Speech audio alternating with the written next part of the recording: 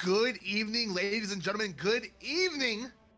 My gosh, I'm so excited to be here. In case you don't recognize my voice, I'm your host, Why Not Be Reckless, aka Why Not Be Casting, aka I'm kind of a freaking big deal. If you don't know, now you know.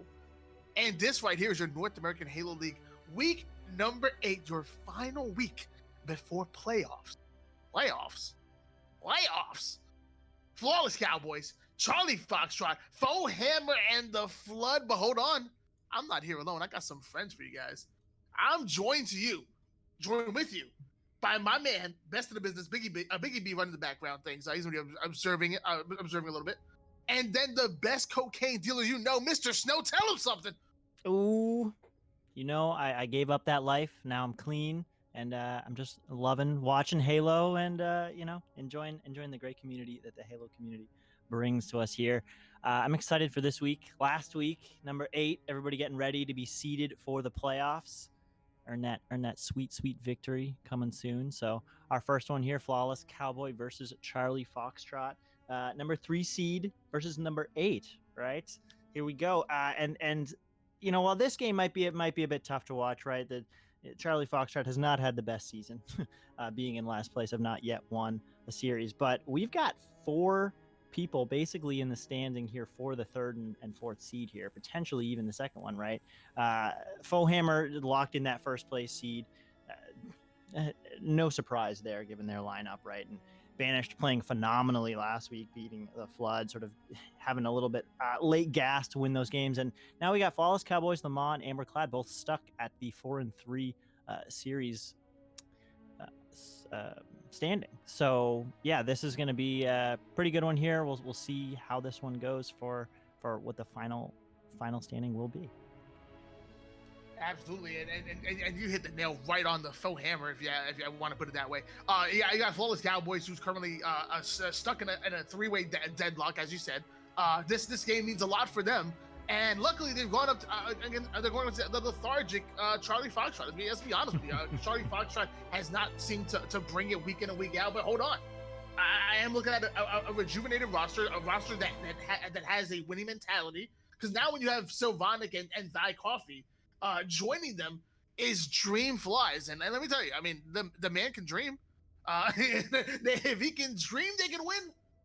Maybe they can win. And you have Sasori, and a man with that many X's in his name, obviously he's dangerous. You couldn't be further from a lie. I think that there's definitely still potential here. All of these players throughout, every single team are phenomenal guys. That's why they're here, right? These are all drafted teams, so everyone got to put together their own ones. And despite some of the unfortunate happenings throughout this season, these teams show up to play. You can't just simply lay down. And Dream Flies is exactly trying to be able to remember to do that today, hopefully putting up a good fight here for their team and still staying strong as we get into Halo 5. Absolutely. We have almost all the players in the lot. And oh my gosh, down goes Sasori. My gosh. Why don't we look at these this series layout coming up next? I'm looking at the games here. And Mr. Snow. We're starting things off with Plaza Strongholds. Obviously, a game type you want to control that overshield and that sniper rifle, and they're so close together that it's quite easy to control both of them for any given great slaying team. Mind you guys, NHL, we don't baby you, not today, not ever. So yeah, you want those weapon times. You got to do yourself. You got to make sure that the sniper is going on every 3 minutes. There's not going to be a timer on your map. It's not gonna be easy for you. Eden Slayer, right after that, game number 2. Eden Slayer, a little bit of an interesting map. I've never been that big of a fan of Eden Slayer myself, but I will say the best team normally wins. Simple as that. Going into game 3, Truth capture the flag, fighting over Overshield, Echelon Ball, and then rounding things off if it goes that far. Coliseum Slayer. How are you liking these first few games? Yeah, Plaza Stronghold starting off. I enjoy that game type. I enjoy that map. It's a very, arena style map. Of course, when you're playing Strongholds on it, exactly as you said, that sniper and that Overshield are very close. And I think teams are, tend to want to really control that sniper side. Not only is that just good for controlling bottom, mid, and nest, but it also gives you access to the highest point on the game, which is an S4. Yeah, absolutely. It's a little weird because the last thing I want to do is get caught in a bottom nest spawn trap. But it's no doubt that being nest and having that easy access to bottom mid, and even, I would even say even control. You can make a little control with top dip as well. And that hotel, you can kind of it's very easy. It's very accessible to both points on the map. Observer's actually turned on. I'm gonna go observe myself. Here we go. But yeah, I mean, Plaza Strongholds definitely separates the boys from the bigger boys, and obviously both teams want to be the bigger boys.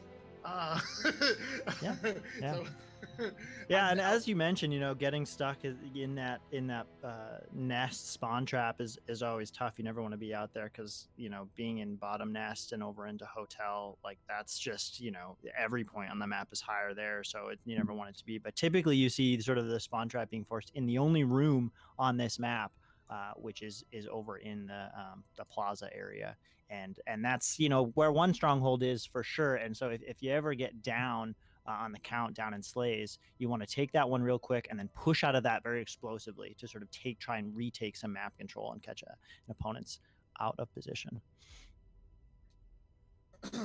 So we're going to be jumping right into it, ladies and gentlemen. We're already starting the game again. Plaza Strongholds, game to 112 minutes if it goes to time. We have an extended pistol, it being NAHL settings. We still have the power up on the map, but we do not have weapon timer on that sniper rifle. So just keep a mind on your internal clock or the clock at the bottom right hand corner. That's a physical one. Know that sniper is going to be coming up every 3 minutes. So let's all pay attention to that one. And let's get things on the road. Mr. Snow, who are we hopping on board with first? Well, I think we got to give Flawless Cowboys some credit here. They played phenomenal all season. Captain Simply Fear Me. I kind of want to start off with them, Okay. and see what happens there. Because playing for this first overshield, it's not something that teams tend to not run directly for it. It's so bad out in the open, and with the skill level of these players, they typically want to set up for it appropriately and make sure that they can make good plays to sort of secure that. And excuse me, not overshield. That's going to be invis, which I think is even more powerful. And you know what? We're actually going to switch on gears, but Dream Flies, who currently has the camouflage in hand, and I like this decision right here because Dream Flies is the newest member on the team. And once upon a time, he actually was on the Hang 'em High squad and somehow swindled his way onto the even worse Charlie Fox. Made his way over to S4, gets the kill on X-Evade right there, wasn't able to X-Evade that damage. Now just silently making his way over to top gold. I love the way Dream Flies plays. He does not play like a typical arena player. He's a very good slayer, and look at him, sneaky snake going up for the back smack. So Mr. Snow, take over. Oh my gosh, yeah. So awesome plays by Dream Flies. You see him just sort of die right there real quick, but he took up the top S4 position, gets a good kill on that player, sort of making a good play down for bottom mid to try and secure that one. Of course, now moving on to red team with Glitchy, who's playing in this bottom dip area. They currently have 2 strongholds. Now he holds the shotgun, trying to go up 2 players that might be spawning in cafe, and nice little jump there, utilizing the map's verticality and obviously all the little special jumps that, if you're a novice player, you might not necessarily know of, and sort of locking down this position, getting good shots on those players, trying to push over at Nest. But Dream Flies with the perfect on him is going to go 2 down for each team, and this could be an opportunity for Charlie Foxtrot to sort of make a play for one of these strongholds. It absolutely can. We're switching right back on board with Dream Flies and makes its way towards this flower side. They're putting some great shots down on Simply Fear Me. Now busting out the shotty, putting it to the body. X-Evade enjoyed that black screen. Why is Dream Flies picking on X-Evade? What did he do? Did he steal his lunch money when he was in what's going on here? Great map awareness out of him. Yeah, just the slays, helping out his team already from their team. 5 assists from Coffee, 5 assists from Dream Flies. I love to see that kind of teamwork going out right now. And yeah, they're doing a good job, though. Despite that, the slays don't win you the game here, and a triple cap is now in effect for red team, and they're just going to sort of build up this lead. That's exactly what you don't want to do, because I've said it before, we've talked about it before, Tony, when you're against that triple cap, as soon as you start to take one stronghold, the entire team can just go in and collapse on you, and it's very, very hard to break it.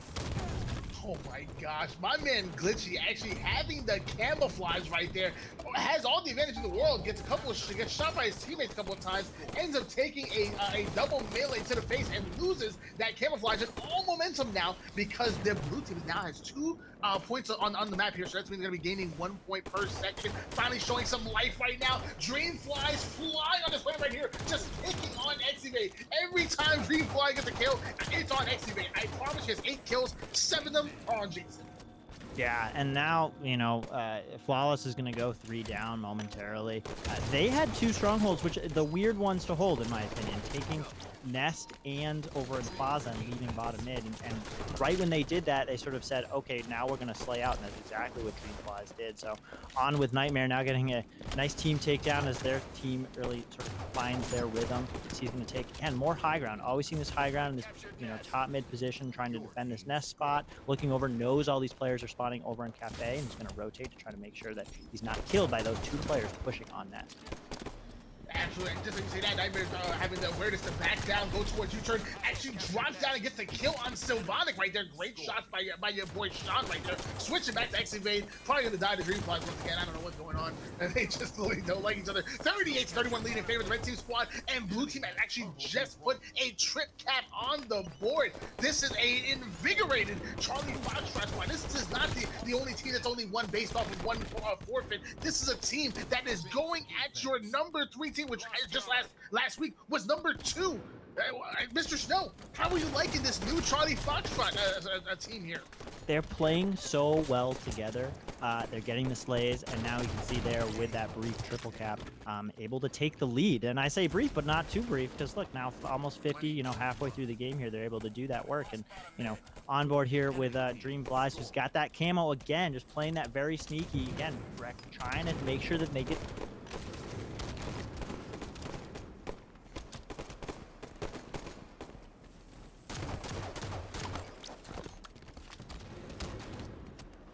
My check. Oh, there we go.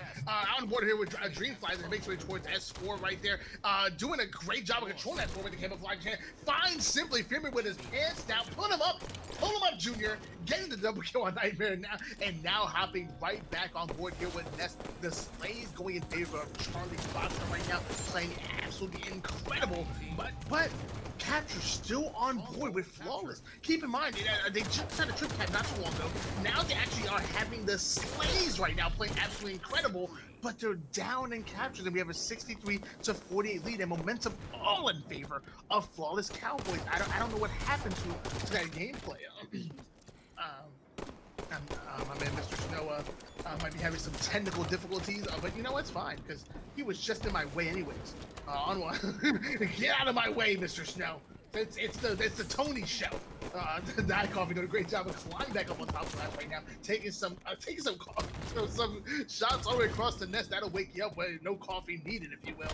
Now I'm gonna try to challenge these 2 players. He doesn't look through there. Great nade on Glitchy. Great double. Oh my gosh, Biggie, I know you like that double kill coming out of Die Coffee right there. That was absolutely incredible, and he's rewarded with top nest and a 3 down for Flawless Cowboys. Now it's Charlie Foxtrot back and forward action again. I cannot compliment this Charlie Foxtrot team enough. They were not playing this well throughout the regular season.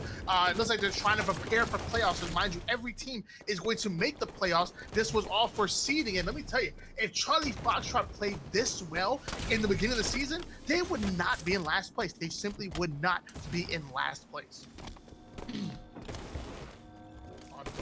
On board here with Simply Fear Me, and you know, I'm just gonna, for a few seconds, I'm gonna do something I've never done in my entire life. I'm gonna stop talking, and I'm just gonna let the gameplay just run its course for a few seconds here as we switch on board here with Nightmare.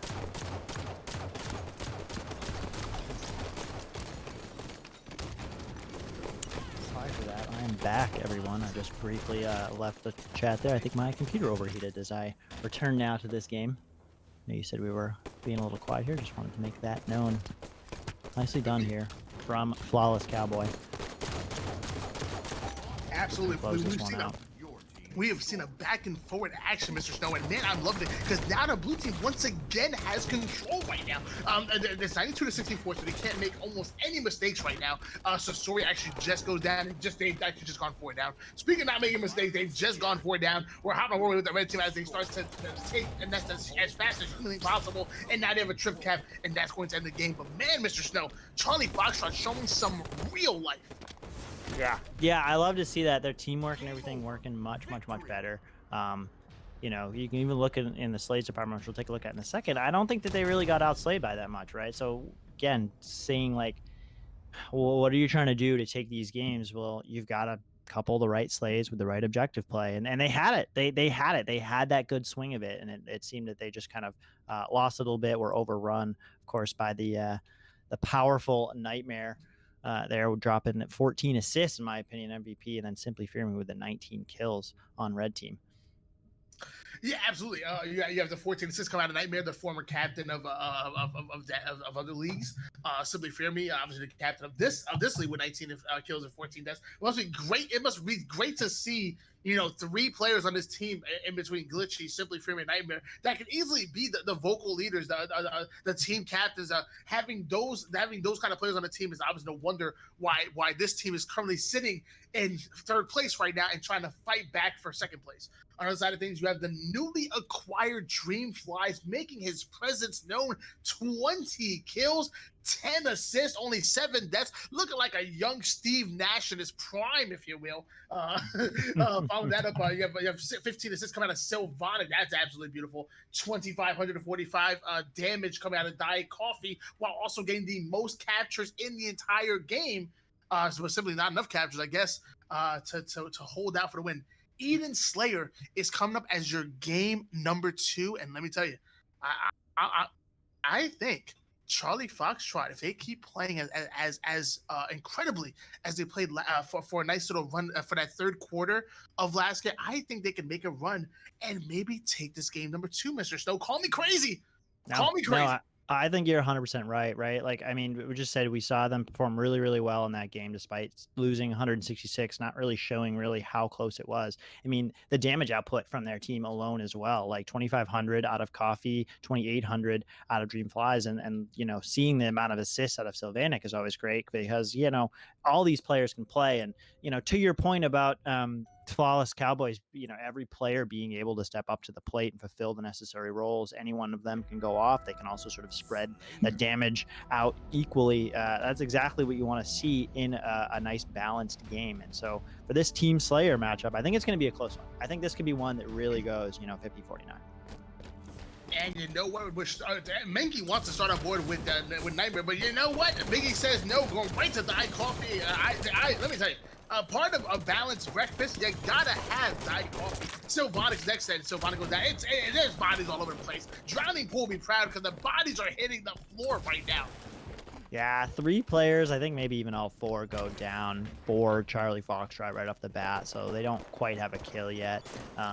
You know, on with Excavate and Nightmare, who are up sort of holding this top cat location. Looks like you're getting a little split with a nice noob combo on Dreamflies. And yeah, this is not looking like the best sort of start for Charlie Foxtrot, but, you know, the game's far from over yet, so we'll see if they can build up the right steam to be able to retake some of these power weapons and power-ups. Absolutely, you have Excavate putting some great shots down on Dreamflies. Goes in, and Dreamflies trying to bully Jason in game number 2. It's not gonna happen. Excavate's playing a new game. This is Eden Slayer. This is not Plaza Strong. What's that, Plaza? 10-2 lead favor of the Red Team squad right now. Still on board here with the Excavate, aka Jason, with the backbone of this team, playing that outside perimeter role, getting his team good spawns and backing up his Slayers. I'm liking the role that Excavate plays, and he's doing it well right now. Yeah, he's playing this anchor role. You can see now almost forcing players to spawn over in the security area, and he knows that. You can see him just like he was holding that angle so well, as, you know, just on board there with Glitchy trying to make a little bit of a push there. Not going to happen, but with a 15-4 kill lead, they can sort of afford to make some mistakes, and you know, that's going to be a tough one to still come back from, is they're just not able to finish their one-on-one battles. But, you know, I want to see them sort of try to make some more plays as a team, get some team shots going. We're not seeing the number of assists that we want to see out of them either, and the teamwork. So we'll see. we will see when it, indeed. I mean, it's obviously we just hit the 10-minute mark right now. There's only 18 kills on the board for the red team squad, so anything can happen. We're not even past the 50% portion of the game so far. Now at the 9:52 mark, so I would imagine that there's going to be a, I'm assuming there's going to be a power coming up, which actually is on in the hands of X-Evade, which I was gonna say maybe the blue team grabs it, they can make something happen, but hopefully they get the plasma pistol and slow down this red team squad, because Glitchy's coming at him with the back. Nope, no backsmack. No backs or whatever. X-Evade putting some great shots down and flying over towards red platform, feeling pretty darn confident. Yeah, these guys are definitely feeling confident. They certainly know how to play this map well. They've done it, and it's playing differently than the last Plaza game, right? Because it is definitely a little bit less hectic. You're not seeing a lot of players being able to sneak behind the enemy, and so, you know, as we saw earlier, sort of that locking down, the anchoring of a position, forcing the spawns in a certain area, and then coordinatedly a couple players sort of pushing in. Of course, with a giant lead like the one they have, they don't need to do anything. They can just hold high ground position. They can take the angles they want to do. They can back down when they need to, because they're just playing straight up better, as we see Excavate now pull off a nice double killing spree, as yeah, their teamwork is really showing to be very powerful on this map. Absolutely, the killing spree +1 capitalized by the double kill at 29-11 right now. Now, I mean, I'm sure you're familiar with this. If you hold a team under 30 kills, it's actually considered a stake tactic. But in this fashion right now, if you can hold them under 20 kills, it is not just a stake-tacular, it is a filet mignon. A ribeye, a beautiful tomahawk steak. You know, it's a premium cut, if you will. And right now, Charlie Foxtrot is in danger of getting premium cut right now. See, I was thinking it was going to go in the opposite direction there. It was going to be like a sub, you know, like a ham and cheese sub is what an under 20 game would be, right? Because, you know, but hey, you know, you're right on the mark there. This is certainly turning out. They're basically doubling their score right now. And although, as we say that, nice 3 down from Flawless Cowboys. And now, you know, Sylvanek with the sniper rifle trying to hold this blue base, as there's going to be fighting a little 2-on-2 there, so each individually getting their 1 battles. Now Sylvanek trying to push this player who's 1 shot. Of course, he's going to come in right with the help. I mean, that's something that I think, the speed in which you can give your players help. Right now, Sylvanek's sort of fighting along his lone. He's been fighting alone for a while, and that's never how you want to play Halo. And I'm sure we've all been in that situation where you seem like you're fighting the whole team, and you're like, guys, where were you? What are you doing? Why couldn't you make it to me? And something about that is, one says, you know, okay, is my team coordinated enough? But another part of it is, you know, okay, maybe that the enemy was really just zoning and positioning so well enough that they really didn't feel like they could come and make a play without putting themselves in a really bad position.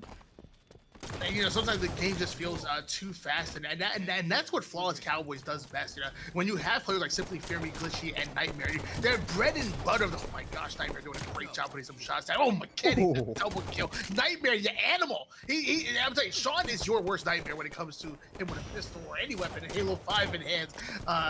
Glitchy actually getting, I'm sorry, Dream Flies a nice 5 off screen on board here with X-Evade, but that's where Flawless Cowboys is at their best, when they're playing extremely fast, playing together, raining down shots and making you as uncomfortable as possible. That's their keys to success on game types such as objective. And when they're winning Slayers, it's no wonder that Flawless Cowboys has consistently been a top 3 team since the moment this league has gone into week number 1, and they've always held that top 3 slot. Now trying to make their way into the back into the top 2, 47-26 lead in favor of the red team squad, and no signs of slowing down Mr. Snow.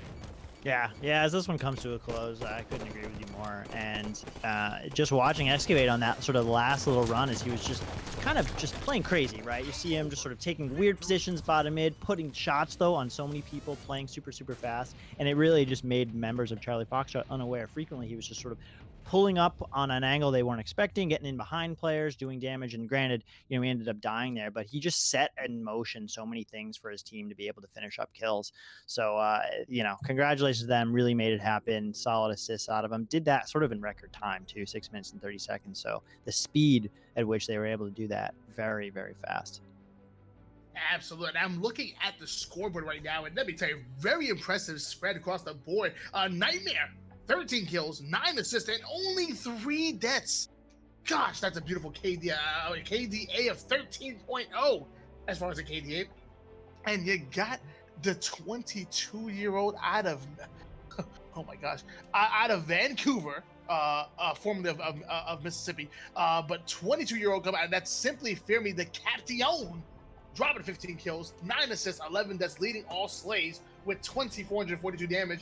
On the other side, you have Dreamfly. Dreamfly, very impressive, 12 kills, 61.4 accuracy, very respectable, and the most damage in the game. Dreamflies, the newly acquired Dreamflies, has been playing incredible this season. Again, formerly of Hang'em High, has found a new home in Charlie Foxtrot and is really giving these flawless Cowboys a run for their money. They haven't won a game just yet, but you can't blame Dreamflies. The man has put up the stats. Every time I watch his screen, he's always being as efficient as possible, as effective as possible on the map.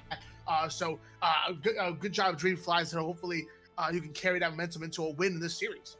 Yeah, and I think in order for them to sort of make this one a success on Truth Capture the Flag, which, you know, if I'm being honest, this is the map that Flawless Cowboys, I think, took against the #1 seed earlier or last week. So, like, this one definitely is strong for them. So it's going to be a serious uphill battle. But if his team can really synchronize around Dreamflies, because clearly he's being successful, right? His damage, his kills, his output, he's been, you know, a star the past couple of games despite their losses. So if the rest of his team can sort of mid-game here or mid-match coordinate with him to make sure, like let him take points, see what they can do to help him, then they're going to have a much better chance of being able to take a game off these guys, especially one on Truth to Capture the Flag, which really, you know, with no power weapon and only the power up to fight for, should be a much simpler game, but it then forces everybody to be that much better. Really, this is the raw skill level map and game type, in my opinion.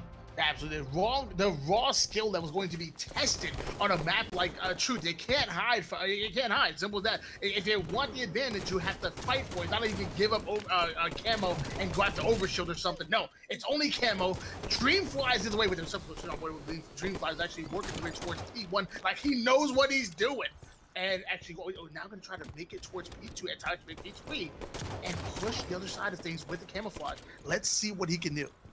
Yeah, I like how Dreamflies has been playing, you know, even now just watching him, right? He's only shooting when he knows he can get the kill. So he gets a nice little double kill there, going for the triple. Obviously, the whole team was there, and I'm sure he was calling out to let them all fly in. Of course, Nightmare getting a nice grenade and kill on Sylvanek is going to be a tough one as we move on to Simply Fear Me, and they're going to just push this player very, very hard up in bubble. But as I say that, no, Simply Fear Me deciding to back down now, taking a high ground position, clearly listening to call-outs, recognizing that their teammates needed help on the other side of the map. And, you know, again, their teamwork really working very well here as they're now trying to take some map control. Absolutely. When we switched over to Simply Fear, did we see him shoot him, nade himself? It was kind of weird right there. It was like he named himself. So Sora getting into a little fisticuffs battle with Nightmare. That's not something you want to do. Nightmare taking him out, but not before Die Coffee comes in, takes out Nightmare, gets the double kill. That's Nightmare actually now hopped on board here with Exavade as he's holding down this hard side of things. Just ever so patient right now, while expecting those overextensions. I'm guessing now let them push. Now let them push up, but it's too little, too late because Blue Team has now put a cap on the board. Has a 1-0 lead now in favor of Charlie Foxtrot. Yeah, that was a nice cap there. I kind of missed exactly what the rotation was, but you can see now Charlie Foxtrot, all three players taking top mid position. They're really going in. They've got all these red players locked in their base there as Die Coffee trying to make a jump play for this top attic position. Gets a good beatdown, gonna die there, but hopefully his team can maybe push that a little bit stronger. 2 dead go for both teams. I think it will be reset there as Savior just barely survives. Of course, now Sylvanek still staying in the base, like being a nuisance here. He's trying to live, get a couple of kills. He's not able to do so. I think this will probably be an opportunity for Flawless Cowboys to sort of retake some map control. But that's exactly what we want to see out of Charlie Foxtrot. So play that speed, play that map position. Absolutely. Actually, now we're now on board with Glitch with the camouflage in hands right now, trying to stay alive, hiding behind the little P side right there. Now gonna make his way towards red basement, but not before getting collapsed on by all of those bullets, taken out right as he's about to turn that corner. Dreamfly putting the case right now, getting Simply Fear Me right now. He was the one to take out the camouflage player. Goes after the Cation, Simply Fear Me. Dreamfly's playing absolutely incredible and really showing some life for this Charlie Foxtrot. And there's a large reason why they have a 1-0 lead. 9 minutes, 8 seconds worth of gameplay left. What is going to happen? Yeah, I like the speed at which they're playing it too. Like, I want to see them just even play even more aggressive than they are, right? Like, they're obviously playing very, very fast, taking that, prioritizing the top mid control. But I want to see them just push those angles and push those players in their bases even further, because as we saw Dreamflies in that one, and their entire team really getting more and more kills. We got to push them faster. We got to push them harder, make sure they get those slays before they're able to spawn again, because that spawn time is 8 seconds, and if it strings in the right way, your flag cap can be really easy. But if you're not putting pressure on the right areas, then the enemy team's just continuously spawning in their base, and they're continuously able to have the utility to work out of it as they've done now. Absolutely, that's what I'm doing. I mean, they're playing fast, but they needed to play faster. And look at that, Sylvanica and Coffee must have heard you. They did short the 1-2 combo, taking out that play over to P2. Now complete P2 control in favor of Sylvanica right now, doing a great job. And now just putting shots down, staying alive. 5 and simply fear me, despite getting shot at by 2 players. Sylvanica is an absolute animal. The man just lives in the octagon, and it shows. It shows. Yes, and this is exactly, we saw Sylvanica before, fortunately missing that grenade, but staying up in the top attic place. He's got his teammate there who's out, but he's going to get the stick on that flag defender. Going to get it. Now he's going to try and play his life here a little bit. I like it. 3 members down, and this is the flag run that you want here. That camo is up. He'll probably elect to pick it up. No, he does not pick it up. He's just going to go for another flag cap. I like the decision, hopefully leaving it for a teammate, as, yeah, they're going to kill Excavate, trying to make that, and that's going to go up 2-0. I like this out of Charlie Foxtrot. I was expecting the Flawless Cowboys to really take this one to them, but, man, they are just playing so well right now. Dream Flies with 22 kills really leading the charge, I think, for this one. I actually don't know where the camouflage actually ended up going. It was a great play for that player to not slow down the flag. Oh my gosh, actually just getting a nasty double kill. We're on board here with Nightmare. That was actually off stream right there. And now actually going for the triple. Now bottom Karma gets taken out. Darn it. Now Nightmare goes down. Everybody going down. Bodies are hitting the floor, and that's what we like to see. We like to see that high pace back and forth action. But yeah, I like that player. That player was running the flag, leads the camouflage for the player behind them. It was a very high IQ play right there, but it was not executed all that well because they actually didn't run away with that camouflage. But just as I say that, Dreamflies running another flag over towards bottom P. Sylvana controlling top mid. Dreamflies getting unscathed in towards bottom. That's it. That's it. That's a 3-0 win in favor of Charlie Foxtrot. They now put it one of the series board, Mr. Snow. I like it. I like it. That was awesome. I mean, I'm just kind of blown away. Obviously, the MVP there being Dreamflies, but even at the end, seeing Sylvanak sort of take that top mid position, lock it down, putting constant shots, hitting all of his shots too. That's something that all players want to do. But man, taking a quick look at these stats before we get the next game up, like 3,000 damage out of Dreamflies. Like, what can you say about that? Had an overkill, triple kill, obviously. Accuracy way up there. So their team played super well on that, fast pace, controlled the map. I mean, they really executed that, and it showed. They won 3-0. Absolutely, it is absolutely a crazy statistic if you ask me. So, yeah, you have Dreamflies dropping 25 kills. Obviously, very impressive. The whole entire red team only dropped 32 kills. As an entire unit, the red team dropped 32 kills. Dreamflies by himself dropped 25. It is no wonder why they won that game in such a quick fashion. 5 minutes and 49 seconds. They could not stay on the map. They were on black screen almost every time and just watching that timer go down. A great job by Charlie Foxtrot, and especially again, once again, Dreamflies doing a great job. And obviously, you have Die Coffee dropping 13 kills to support him, 12 kills and 11 assists out of Sylvanak, and even 10 assists coming out of Sasori. But man, that is quite impressive.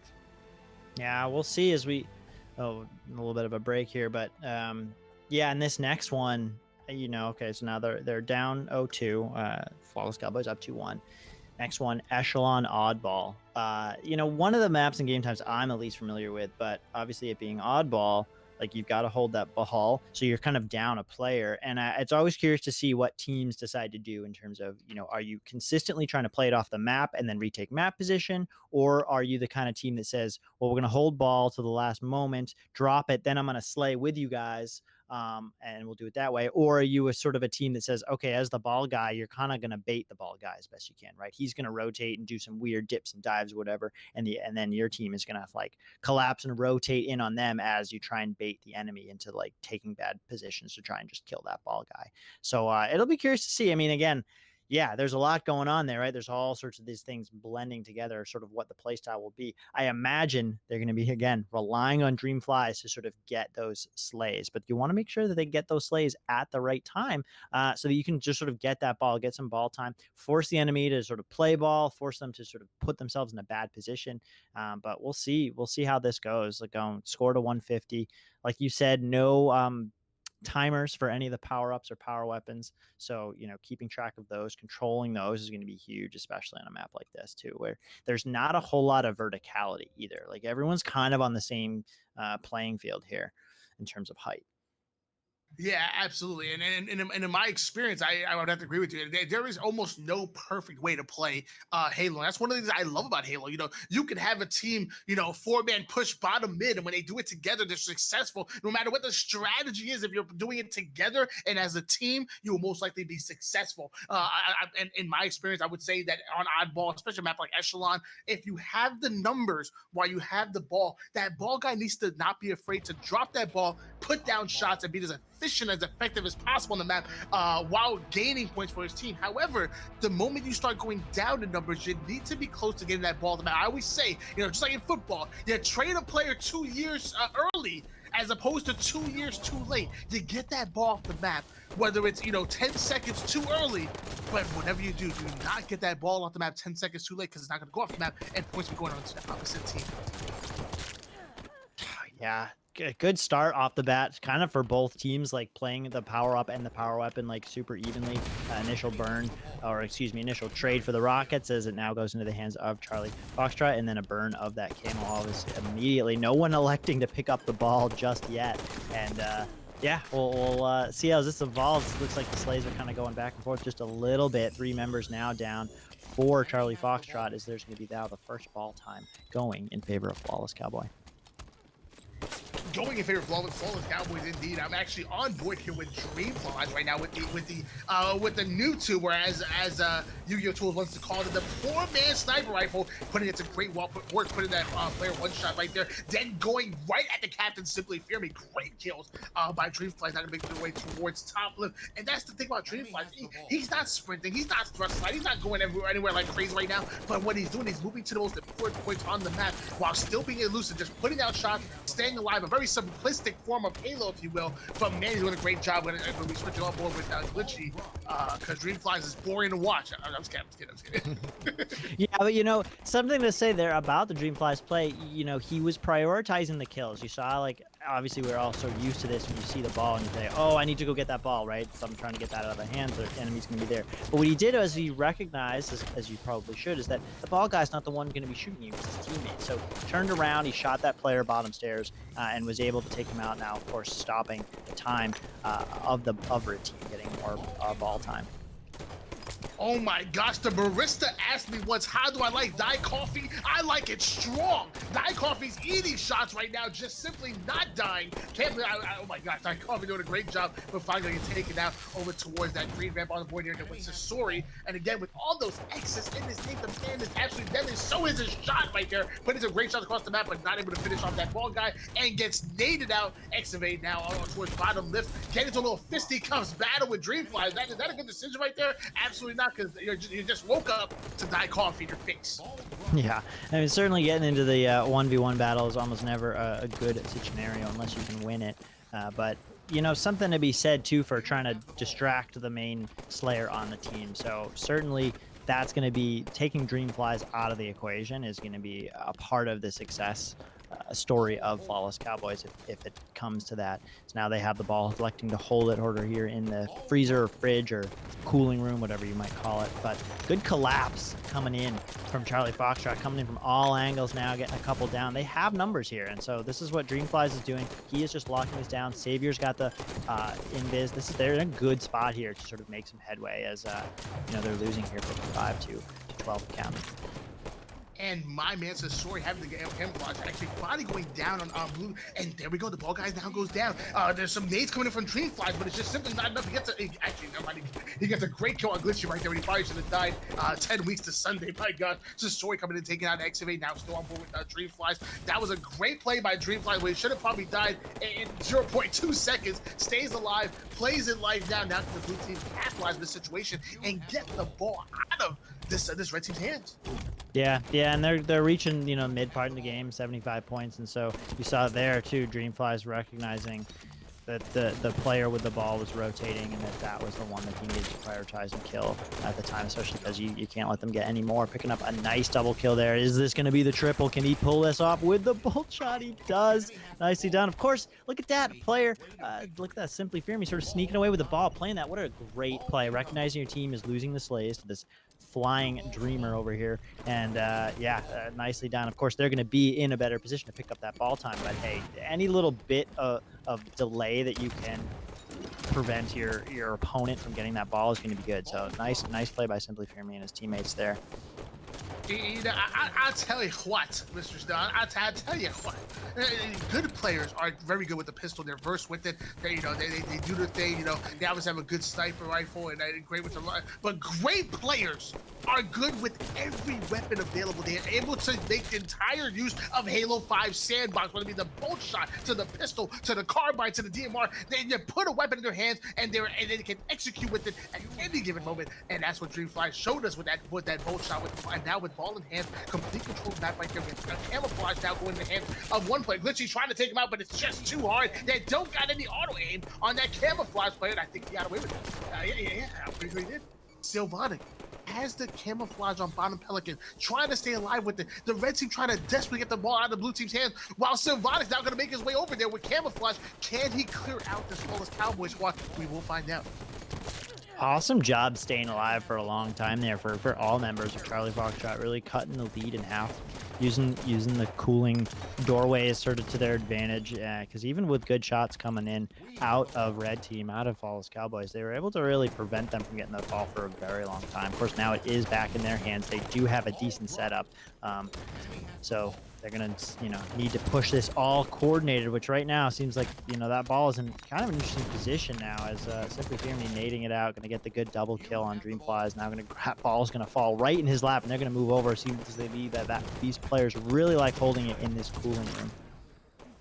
Absolutely, but Simply Fear Me down finally goes down right there with the ball. We have 94-55 lead in favor of the red team squad. This is an elimination game if you are a fan of Charlie Foxtrot. Charlie Foxtrot needs to step up right here, right now, and not get closed down on, because let me tell you, if they win this game and force a game number 5, they might be able to ride that momentum into a series win. And man, would it be an incredible one as Sylvatic trades off that ball for a giant boom machine. I'm gonna see what it takes out Simply Fear Me right there. Now, but it's a great shot across the board.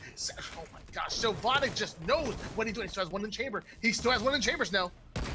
He is being so patient with that. That was a phenomenal play by Sylvatic, really like zoning and making those players really scared, pushing into cooling and not killing himself with that rocket. That was a very easy, would have been a very easy suicide for him to make, to try and trade off of those players, but elects not to do it. And instead, he's going to stay alive here as he's continuously being alive, putting a lot of pressure now, waiting for his team to spawn. And they're going to go up against the Slay. Of course, the ball going in the hands of Flawless Cowboys, but look at this. They're going to push really fast now, slay this out, same as they've been doing, sort of rinse and repeat here for both teams as they're just consistently pushing over on this cooling side. So we've said it once before, Sylvatic's not gonna jump off and go for 50 kills in a game. That's not his bread and butter. That's not his specialty, if you will. But what he does do is he provides you with constant consistency, and that's the key. Consistent. He's always doing a great. Oh my gosh! And so consistently nated by his teammate right there. So sorry, taking out his player right there. Dreamfly going for the double kill. Now going for the triple. Hold on here. He has camouflage. This could be exactly what Charlie Foxtrot needs to make a run and put another 40 points on the board and get right back in this game. Let's see if they can do it. It certainly could be. The red team is not exactly in a position to get scrappy ball time. Of course, that was a really good job by that ball player who sort of avoided the camo guy for quite a bit there, getting a little bit more time before that ball was played. Of course, now, they're all fighting for it again. A couple players going to go down for Charlie Foxtrot now. That's 3 down for them. But the ball is still in the hands of one of their members. He's going to smartly play that as it allows his team to spawn. His ball comes in bottom mid. Now everyone's going to get a chance to sort of set up again. Absolutely Nightmare being the first to grab the ball, but first is not always best right there because he gets taken out by Dream Flyers and not able to get the slays down. Die Coffee taken out. Simply Fair with a great smack to the back. Now putting some good shots on. There we go. That's 2 down for this Flawless Cowboy squad. Blue Team pulls some great points on the board here. 126-101 lead right now, but all momentum in favor of the Blue Team squad. Let's see if they can capitalize and get right back in this game. Yeah, Flawless Cowboys playing a little scrappy here, just trying to pick up a lot of time. They're losing a lot of deaths, and the Charlie Foxtrot team is bringing this one back. Again, all of them are staying coordinated, staying calm, collected, because I don't think it's that quite scrappy time yet, you know? I mean, we're at 127. Of course, another good little run here, and this game could well be over, but considering just how aggressive Dream Flies and the team are being right now, I don't think this one's going to be over as soon as it typically would in a game where players have more control. Absolutely. And speaking of control right now, we have Simply Fair showing the complete control for the ball right now. 137 to 106 lead in favor of the Red Team squad. And Simply Fair elected not to play the ball and instead drop it to shoot without, despite his teammates not being there. That's a huge misplay in my opinion. Now the Red Team's going to have to gain complete control. If Simply Fair had a couple of teammates with him right there with a great play, but yeah, nobody there but luckily Glitchy putting a great 5 down on Dream Flies. And that's where Flawless Cowboys, man, they're so fast, right off a spawn, right back in it, getting control back, and the ball finally gets played. What should have been an easy 20-30 point lead in favor of the Blue Team squad was almost nothing right there because Flawless Cowboys goes in and slays them out right away. Yeah, that was huge. Also killed by Cesar on Glitchy. Though Sylvanek dies, he's not able to get the Clamber. That could be massive as well. So now they only need 10 more points left to go, and Cesar dies to Nightmare. This could be all she wrote. Ball games can end so quickly like this, but man, I was so excited. That was such a good play. But it looks like with about 1 second left in the game, Flawless Cowboys will take that win. But man, what an awesome run by Charlie Foxtrot. Like, this new squad out of them with Dreamflies being the slaying leader there and sort of setting the pace of the game for his teammates. Sylvanek playing nice and intelligently, anchoring down and stuff. Obviously, Thy Coffee kind of in Savior really picking up the slack, stepping up to the plate there. They played a phenomenal game. That was a really exciting one to watch. Absolutely. And game number 4 going in favor of Flawless Cowboys, and they put that 3rd game on the board, winning your series 3-1. But ladies and gentlemen, do not touch that dial. Don't you dare go anywhere. Don't touch that mouse. Don't touch I don't want you to touch that screen whatsoever, because this was only part 1 of what's to be an amazing doubleheader, a tremendous doubleheader, because our second up is Fohammer going up against the Flood. Mind you, thank you so much for the follows. We have Baby Kobe 1984 and Volpine the GK. I really do appreciate it, guys. I liked you before, but now I love you. Now I love you. Held the message for profanity. Oh my gosh, Autobot, what are you doing? What are you doing? It was no profanity. Oh, wait, it wasn't profanity. Never mind. Either way, GG's coming out of Stagnant. No problem, Volpine. I really do appreciate it. Yes. Great job to Flawless Cowboys, able to close that out. But as my man, Mr. Cocaine said, Charlie Foxtrot doing a fantastic job of staying within the game and even taking the game off of this Flawless Cowboys. They were not flawless in victory. They did lose one. And almost seemingly at one point, I thought they were going to win that ball game and force a game number 5. They were playing absolutely incredible. And a incredible job by Dreamflies, Sylvanek, and even Sasori stepping up by Echelon Ball. Sasori really stepping it up right there. Yeah, I'm so glad to see that. I mean, yeah, congratulations to both teams. So certainly Charlie Foxtrot will be your number 8 seed here in this one, so they will most definitely be going up against Fohammer in the beginning of the playoffs, which I believe will be August 22nd and 23rd. I believe the way you guys figured that one out was just have it all in one day. So that's, but this gives me confidence that should be an exciting one. If these guys show up to play the way they did today, you know, those should be some good matches. Obviously, still Fohammer being an incredibly powerful team, but you know, I like it. You know, and as we've talked about before many times, me and you, Tony, like, you know, more and more people competing, regardless of what your skill level is. It's exciting to see, and losing is a part of winning, right? You got to lose before you can win. You got to lose before you can grow. And so hopefully these guys are taking that. Good friends of mine, Sylvanik and Thy Coffee, certainly played super, super well. Exciting to see Dreamflies play and do super well and almost really jive with this team, even over the course of the couple of games. We saw them sort of have a slow start, and then they really put up a good fight, especially in that last one. So congratulations to both teams. And yeah, we'll see you in the playoffs, guys. Absolutely. We will see you in the playoffs. Playoffs? We're talking about playoffs? Obviously, great job to this flawless Cowboy squad, and equally a great job to Charlie Fox, trying to end the L right there. But man, the guys played absolutely incredible. By the way, thank you for the follow, Slept LOL, and George COKL. I really do appreciate it. Again, I liked you before, but now I love you. You're part of something great here that we're doing with North American Halo League. And again, I want to say this, Mr. Snow. I believe if Charlie Foxtrot had a coach in the party chat, maybe kind of guiding them through, I believe that they might have been able to take that echelon ball right there. Mind you, guys, if you are looking for a coach, you're looking to take your game up another level. SVP, that's the Spartan V program. If you scroll down on your screen, right under the About section, you'll see a red and a blue Spartan about to kiss each other. A beautiful emblem right there, great colors. But that's the Spartan V program. If you click on that link, you'll be directed right to where you can join these guys. If you're already good, they'll make you great. If you're already bad, they'll make you get good. Mind you guys, again, I'm your host, Why Not Be Reckless, AK Why Not Be Casted, AK kind of a freaking big deal. If you don't know, now you know. Streamer, caster, foot model, lawyer, twerker. I do it all. We're going to a short break, but again, I swear to everything I love, if you touch that dial, I will hunt you, I will find you, and I will do bad things because we have a second part of your doubleheader coming up momentarily, maybe in 9 minutes, maybe 8 minutes. Just stay in and find out. I'll be in the chat making some noise. Send me the break, Biggie.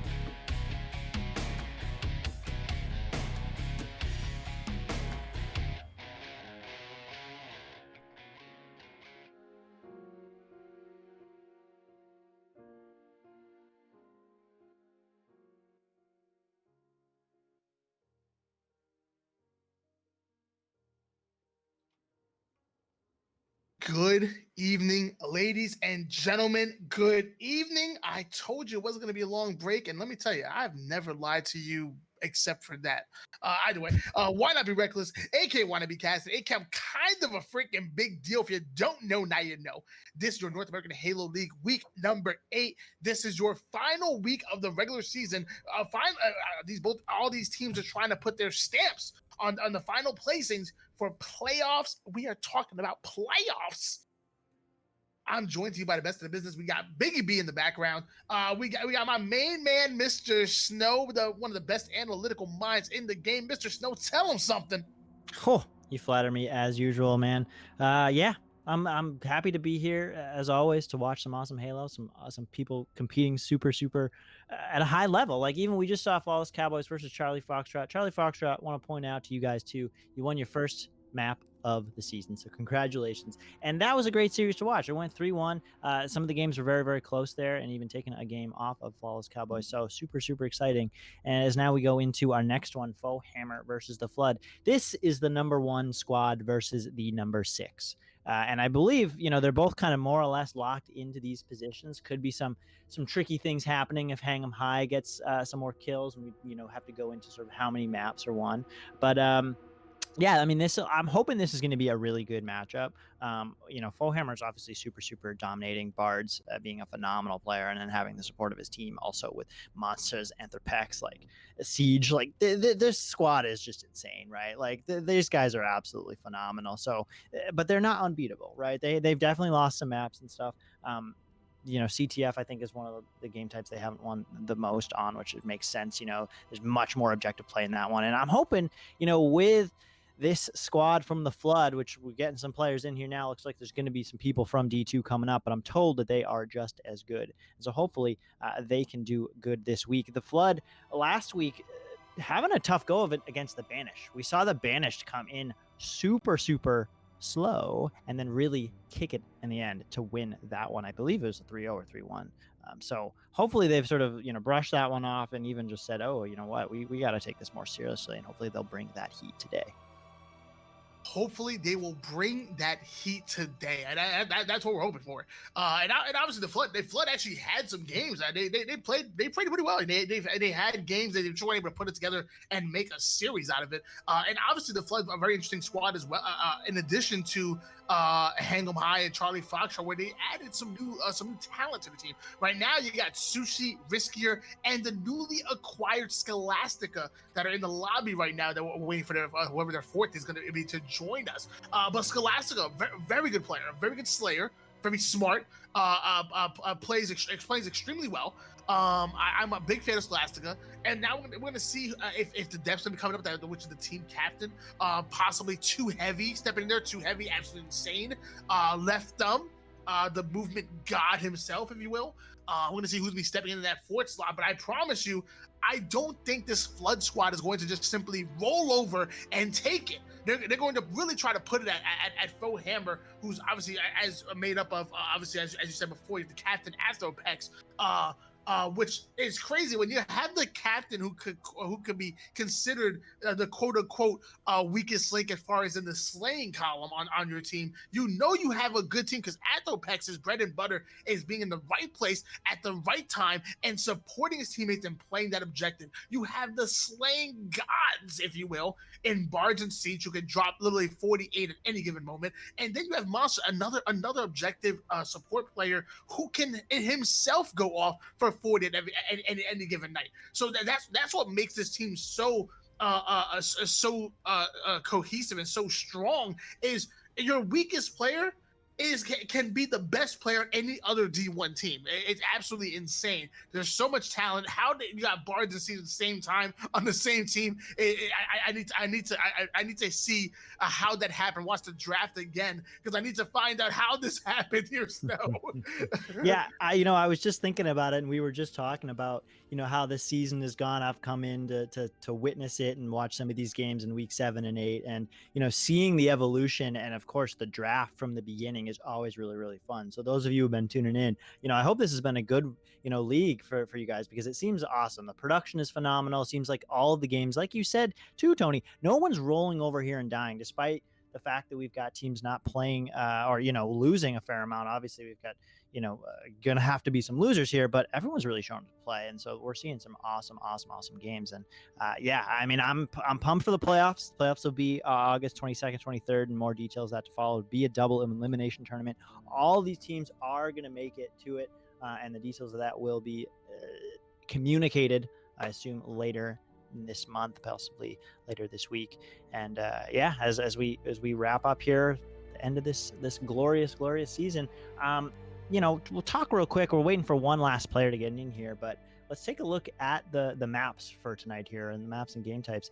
Eden Oddball is going to be the first one. We saw a pretty awesome Oddball game on Echelon just moments ago, where really players were holding the ball in the same area. And I thought that was really interesting, Tony, because, sometimes when a team is pushing you and you recognize that like you might have an avenue to rotate that ball out, sometimes you're actually able to go and stabilize on the other side of the map, and sort of the meta shifts a little bit, right? Or, then, okay, we're fighting over there. But every single time the teams wanted to bring that ball back into the cooling room. And that was on Echelon. I'm curious what it's gonna be like on Eden. I sort of associate Eden to be kind of a similar map. Like you've got these sort of a little bit of open area, but then in red and blue base there are these rooms. And so the question of, do you hold the ball guy in a room? That seems to be sort of the safest way. You cut off all the sight lines and then your team fans out from there. So that'll be the first one to play. Hopefully that'll be really interesting and not a super one-sided game. And then of course from there we'll go Rig, Slayer, and Coliseum, capture the flag after that. And yeah, I mean, oddball's gonna be very interesting. Obviously, you want to hold the ball either blue close to the doors where you can get it off the map. Obviously, or maybe on red side close to that red platform to going out to jump throwing the ball outside. Oddball Eden is a very interesting matchup where you got to play it near perfect because you can't just take it off anywhere. But mind you, ladies and gentlemen, I know you guys want to hear me talking the whole time. I want to go into a short intermission coming up here, and we're going to try to get this fourth player in the lobby because only I can be late. Only I can be late, Mr. Snow. And you're not even late.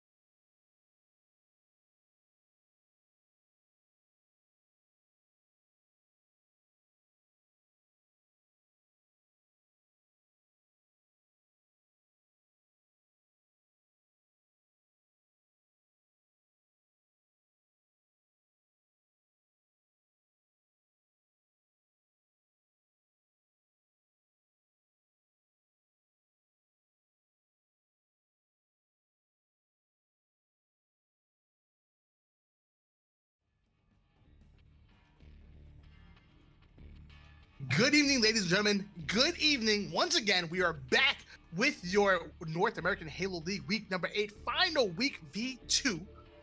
Here's your 11 p.m. matchup. You have Full Hammer going against the Flood. I'm your host, Why Not Be Reckless, aka Why Not Be Casted. I'm kind of a freaking big deal. If you don't know, now you know.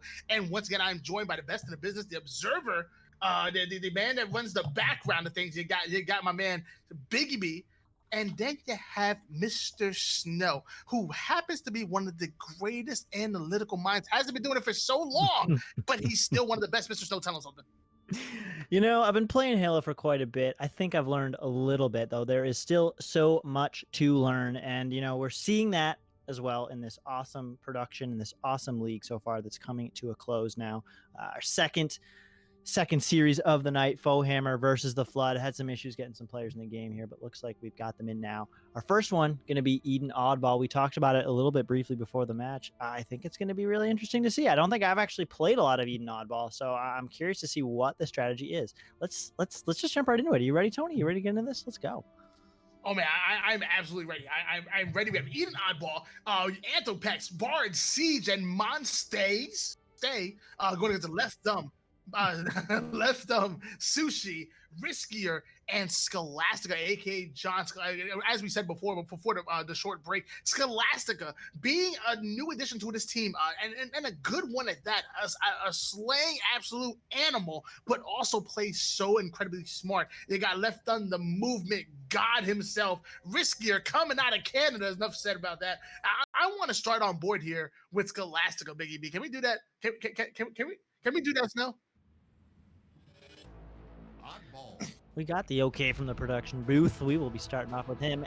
You know, this is my worry right now here, Tony, is that this Flood team just doesn't have as much synergy as Faux Hammer does, and I hope that's not the case. But you know, as we start off with him, we'll see how this goes. Absolutely, and actually, so when we start off here with Riskier making his way over towards bottom mid. Oh my gosh, Canadian Bacon goes down. Now switching on board here with Scholastica. Here's the man. I want to see what this guy does. Putting some good shots on the ball carrier right there. And hold on, that's a 3 down. 3 down. Come out. What's going on here? Oh, that was amazing. That was awesome to see. Just like good rotation through there. Scholastica getting a nice double kill. Like those shots you said are just on point. And I'm actually kind of surprised that both teams sort of like went for the ball so quick. Typically, you tend to see this sort of dance that happens at the beginning of the game where no one picks up the ball. It's similarly almost with a Strongholds game where everyone just wants to really get those power weapons. But we saw the ball quickly go into the hands of Red Team. Of course, now with the superior slays, it's going into the hands of Blue. And we actually are on board with Sushi right now as well. Oh my gosh, 22 to 5 lead in favor of the Blue Team squad right now. This is not in favor of your number 1 seeded Faux Hammer. They're getting absolutely demolished so far. Sushi with a great EMP assist right there. No, the players coming out outside Blue. Now putting some good shots, kind of lost them for a second. Siege goes down, 28 to 5 lead in favor of the Blue Team squad. They're playing absolutely incredible is the Flood. They're getting all the slays right now. Look at this, 7 and 6 apiece for Riker and Scholastica. I apologize if I mispronounced your name. To the 3 of Bards, 1 of Siege, and Monsters and Anthropex don't have any yet. I'm just like seeing every time I'm watching one of these Flood members, they are just either flooding in the opponent with some teamwork here or just getting some sweet double kills as we see there right there. Of course, now the ball going in favor of Red Team, but just look at the shots, the killing frenzy out of Riker. Like, oh my gosh, this is a team I was not expecting to come out the gate so hot, but I'm certainly glad that they did. Absolutely, we're actually on board here with Monster as he makes way towards Red SMG. At the bottom of the map right now, he's too scared to even going up top right now. He's like, who's this Flood squad? They're filling up the joint. 39 to 19 lead in favor of the Blue Team squad. Finally, Faux Hammer trying to put some points on the board here with Siege with the ball in hand. We're going to see if they can turn this into good points or what he's slayed out very quickly. Yeah, I like that play there from Siege, recognizing that he could go and finish off that player, but doesn't need to play the ball. You know, it was just one player rotating around, so the coordination from the Flood wasn't there for that push at that particular moment. And so while he did get the kill on Monsters, then Siege was able to drop the ball, get the kill, and quickly go back. And they're holding it in this red area, as we talked earlier, you know, where the places that people like to hold it, red outside and in red base is sort of one of those spots. It's easy to play the ball. It's also easy to sort of hide it from certain angles. As now we see Anthropex trying to contest this top nest position, going to end up having to boost down and then continuously move back to his team to try and now push as that ball is played in spawning bottom middle. We're seeing now this come back, obviously 38-44, as they kind of pick up the steam here. Still down in the slays, of course, but you know, playing the position in the ball much better than they were at the beginning of the game. Absolutely, and I know you guys are saying that the screen's a little blurry right now. We're gonna have that addressed for you guys ASAP. But we're on board with Risker, who just got a nasty double kill right there. Now doing a great job of controlling that top catwalk side of things. And look at that, all of red team having a perfect little setup on outside red, but they need to get on the other side of the map here because the ball is being put into good work on the bottom mid side of things. 56-39 lead. Scholastica playing that ball over to the bottom mid, but the Flood has just fallen 3 down.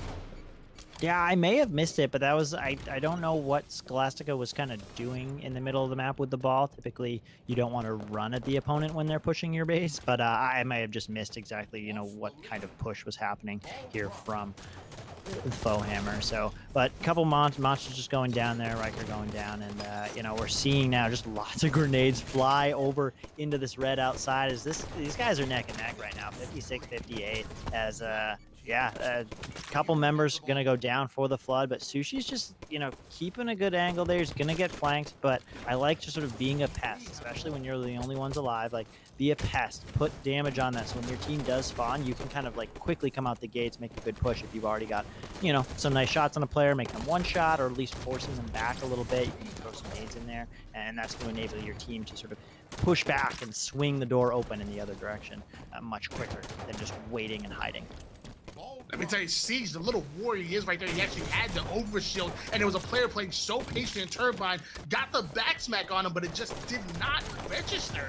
And Siege is being alive and using that to the best of his ability, getting a nice little double kill coming out of Azobix right there, earning himself a killing spree. Oh, now going for the third play right there, 72-57 lead in favor of your Foehammer squad, and they're finally starting to show you why they're #1 in the league right now, putting some great points on the board with this incredible setup they have on outside. Yeah, Anthrapax now crabbing this sniper as they're going to look to rotate over towards blue bases.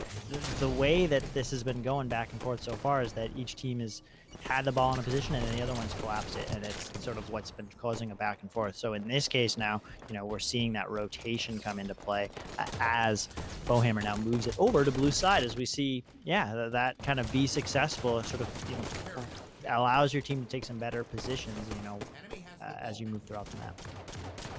Be successful. Be successful. That's what the Flood needs to do. I'll be the little cheerleader right now to get them back in this game, because I want to see the Flood take game #1 somehow. They're going to come back. They're obviously and kind of a little deep doo-doo, if you will. Riskier doing the best he can to try to get up towards Turbine right now, jumping up, getting the kill. And there we go, 3 down for Foehammer. The Flood making a nice little run. Now they have ball in hand. Going to be putting some good time on the board, getting that fresh 3 down, at least a good 10 to 15 seconds. Now let's see if they can slay out and put another 20 to 30 seconds on the board. We're going to see if they can do it. After it goes down, Scholastica coming in for the cleanup. Overshield now going to hands of the Flood. Things are looking good if you are a fan of the Flood, Mr. Cocaine. Oh, I am, and I like that position. I like that moves that they made right there, consistently putting pressure, setting up for that overshield, and we just saw the slays in that case go in favor of the Flood. Now, of course, though, right back in the other direction, looks like Foehammer is going to take that one. You know, on board now with Siege, as he's got the sniper rifle setting up. I like what I want to see, or excuse me, not what I want to see, but what I like to see is always sort of taking the position and catching your enemy by surprise. Especially we saw Siege do that right there. They didn't know. The radar, you know, if you don't sprint, you're not on radar, and that is a huge piece of information that just gets you one leg up on your opponent whenever you're trying to engage in a battle. Yeah, you never have to be aware of that radar. He's got to be aware of it at all times. You know, as soon as someone shoots, they're going to show up on there. They're not going to show up all the time like regular Team Slayer settings, but they will show up if somebody shoots, sprints, thrusts, or is annoying. I remind you, this is something I'm not used to seeing, Mr. Snell. I'm looking at this. I'm looking at the scoreboard right now, and you have. Did you see what I just saw? I'm not talking about that. You got Barnes and Siege getting outslayed by Scholastica and Risker. The best slaying duo in the business right now is getting outslayed, but it doesn't matter at all because Faux Hammer puts that 150th point despite almost getting 40 killed on by Scholastica and Risker. Mind you, Risker actually had a killing frenzy that game, but it simply was not enough to put that 150 points on the board. Great job, Faux Hammer. Looking at the scoreboard right now, 19 kills, only 12 deaths come out of Barry Allen, aka Bards, with 80 points worth of ball time. On the other side of things, you got 20 kills come out of Scholastica with 24 seconds with the ball time. Not bad whatsoever. Not bad. Yeah, I mean that one, whoops. That one really surprised me. That it ended the way it did, just given the strength that happened right there, because those kills, yeah, like the killing power there from, the flood was so strong, and so I really was expecting their pushes to just sort of totally overwhelm. Of course, seeing the nice objective play out of Faux Hammer, there's a reason why they're the number one squad able to take that one. So yeah, this next one gonna be the Rig Slayer. I said this before, and I was actually incorrect with Charlie Foxtrot and the Falls Cowboys. I was kind of favoring Charlie Foxtrot in the previous one. In this case, I want to favor the Flood, but I know that the slaying power of Bards, of Siege, of Monsters, of Anthrapax, as you mentioned earlier, your worst player here is absolutely amazing. And so that is going to be a serious uphill battle, though. I think the performance out of Scholastica and Risker, that was phenomenal. I really I'm excited to see them play this Rig Slayer map. Excuse me while I try and get this set up. Absolutely, we're playing on the rig game number 2. That's going to be Slayer. As I said before, this is your North American Halo League week number 8, and we don't baby you, not now, not never. So you got to I'm sorry, my apologies. You have a camouflage respawning in the middle of the map. Obviously, I control that every 2 minutes. Everybody's used to that. But what you're also going to have is a sniper rifle that's going to be spawning every 3 minutes on the nest side of things with no weapon timer. So make sure you're on the ball or have a coach or a brain or whatever, because I can't do the math, let me tell you. And not only that, but keep in mind there is a scatter shot, I believe, that spawns in the Slayer game type as well. So if you're able to control that scatter shot, that could be something good as well. But mainly we're going to talk about invisibility and the sniper rifle that comes every 2 and 3 minutes respectively.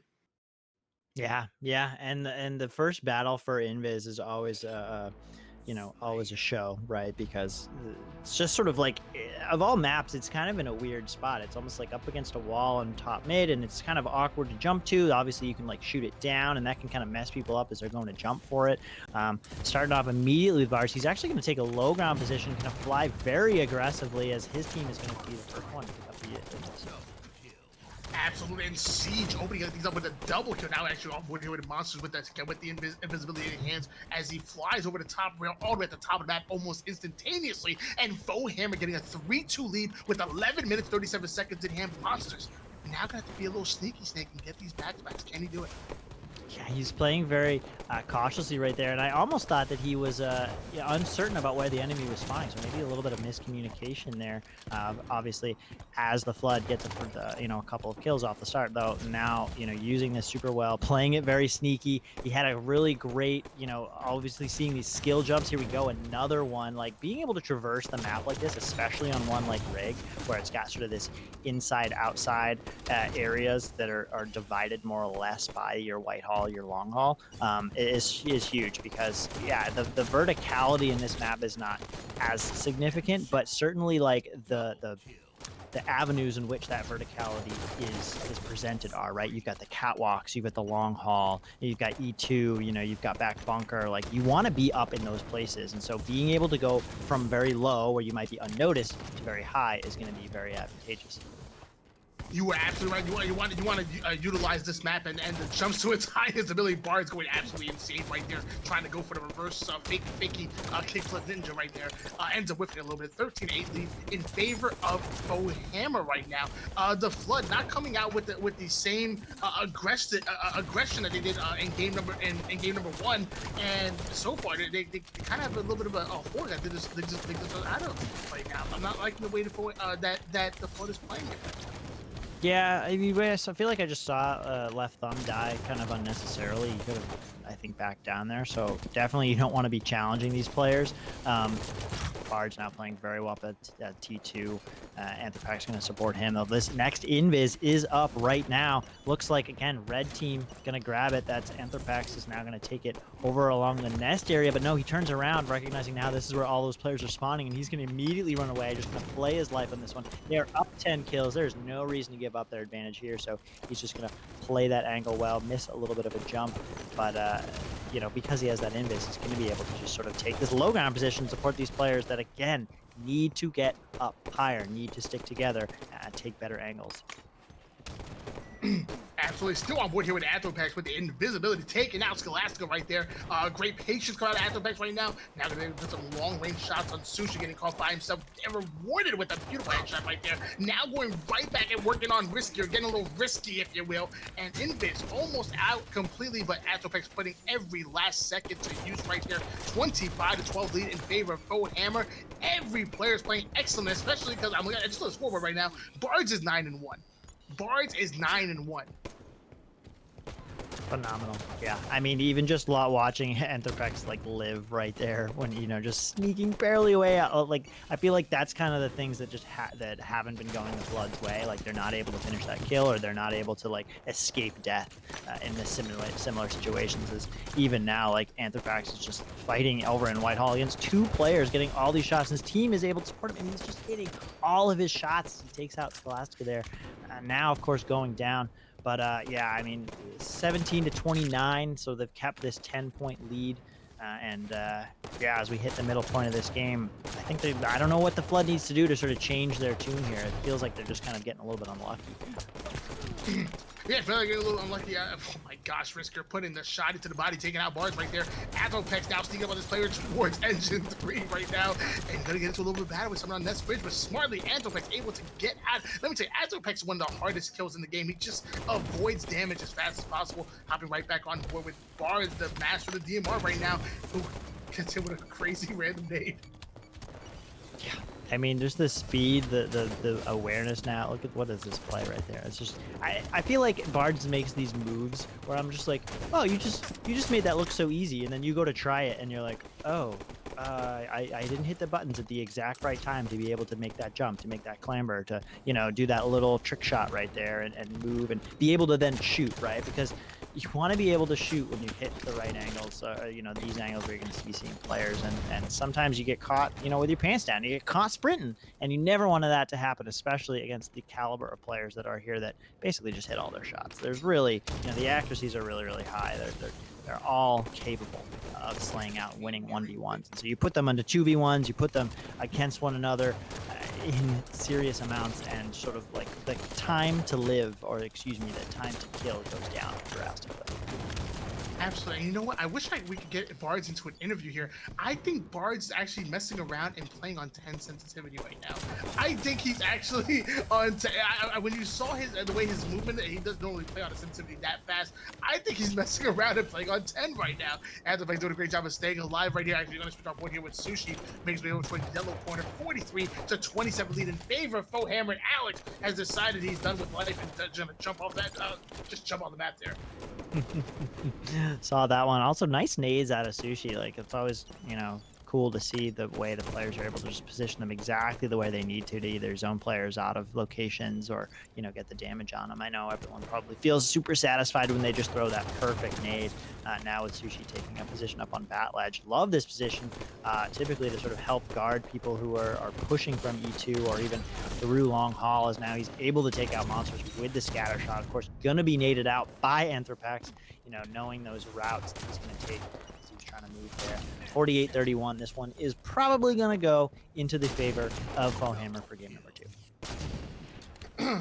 Yeah, absolutely. Despite something catastrophic happening, as obviously Faux Hammer's going to take this game number 2 and probably move into a closeout game, game number 3. I'm going to see if the Flood can, which again, the Flood has had, just like the last matchup, the Flood has had their moments. What they need to do, they need to somehow take these games and situations and moments, turn them into games, and then to turn these games into a series. It's possible. They're playing incredible in these stretches, so I believe they can. Still, actually swing on board here with Riskier trying to make the use of this camouflage, but as of right now, only one more kill needed. Siege gets a double kill, takes out Sushi. That's the 50th kill going in favor of Faux Hammer. 50-38. Oh my gosh, absolutely incredible.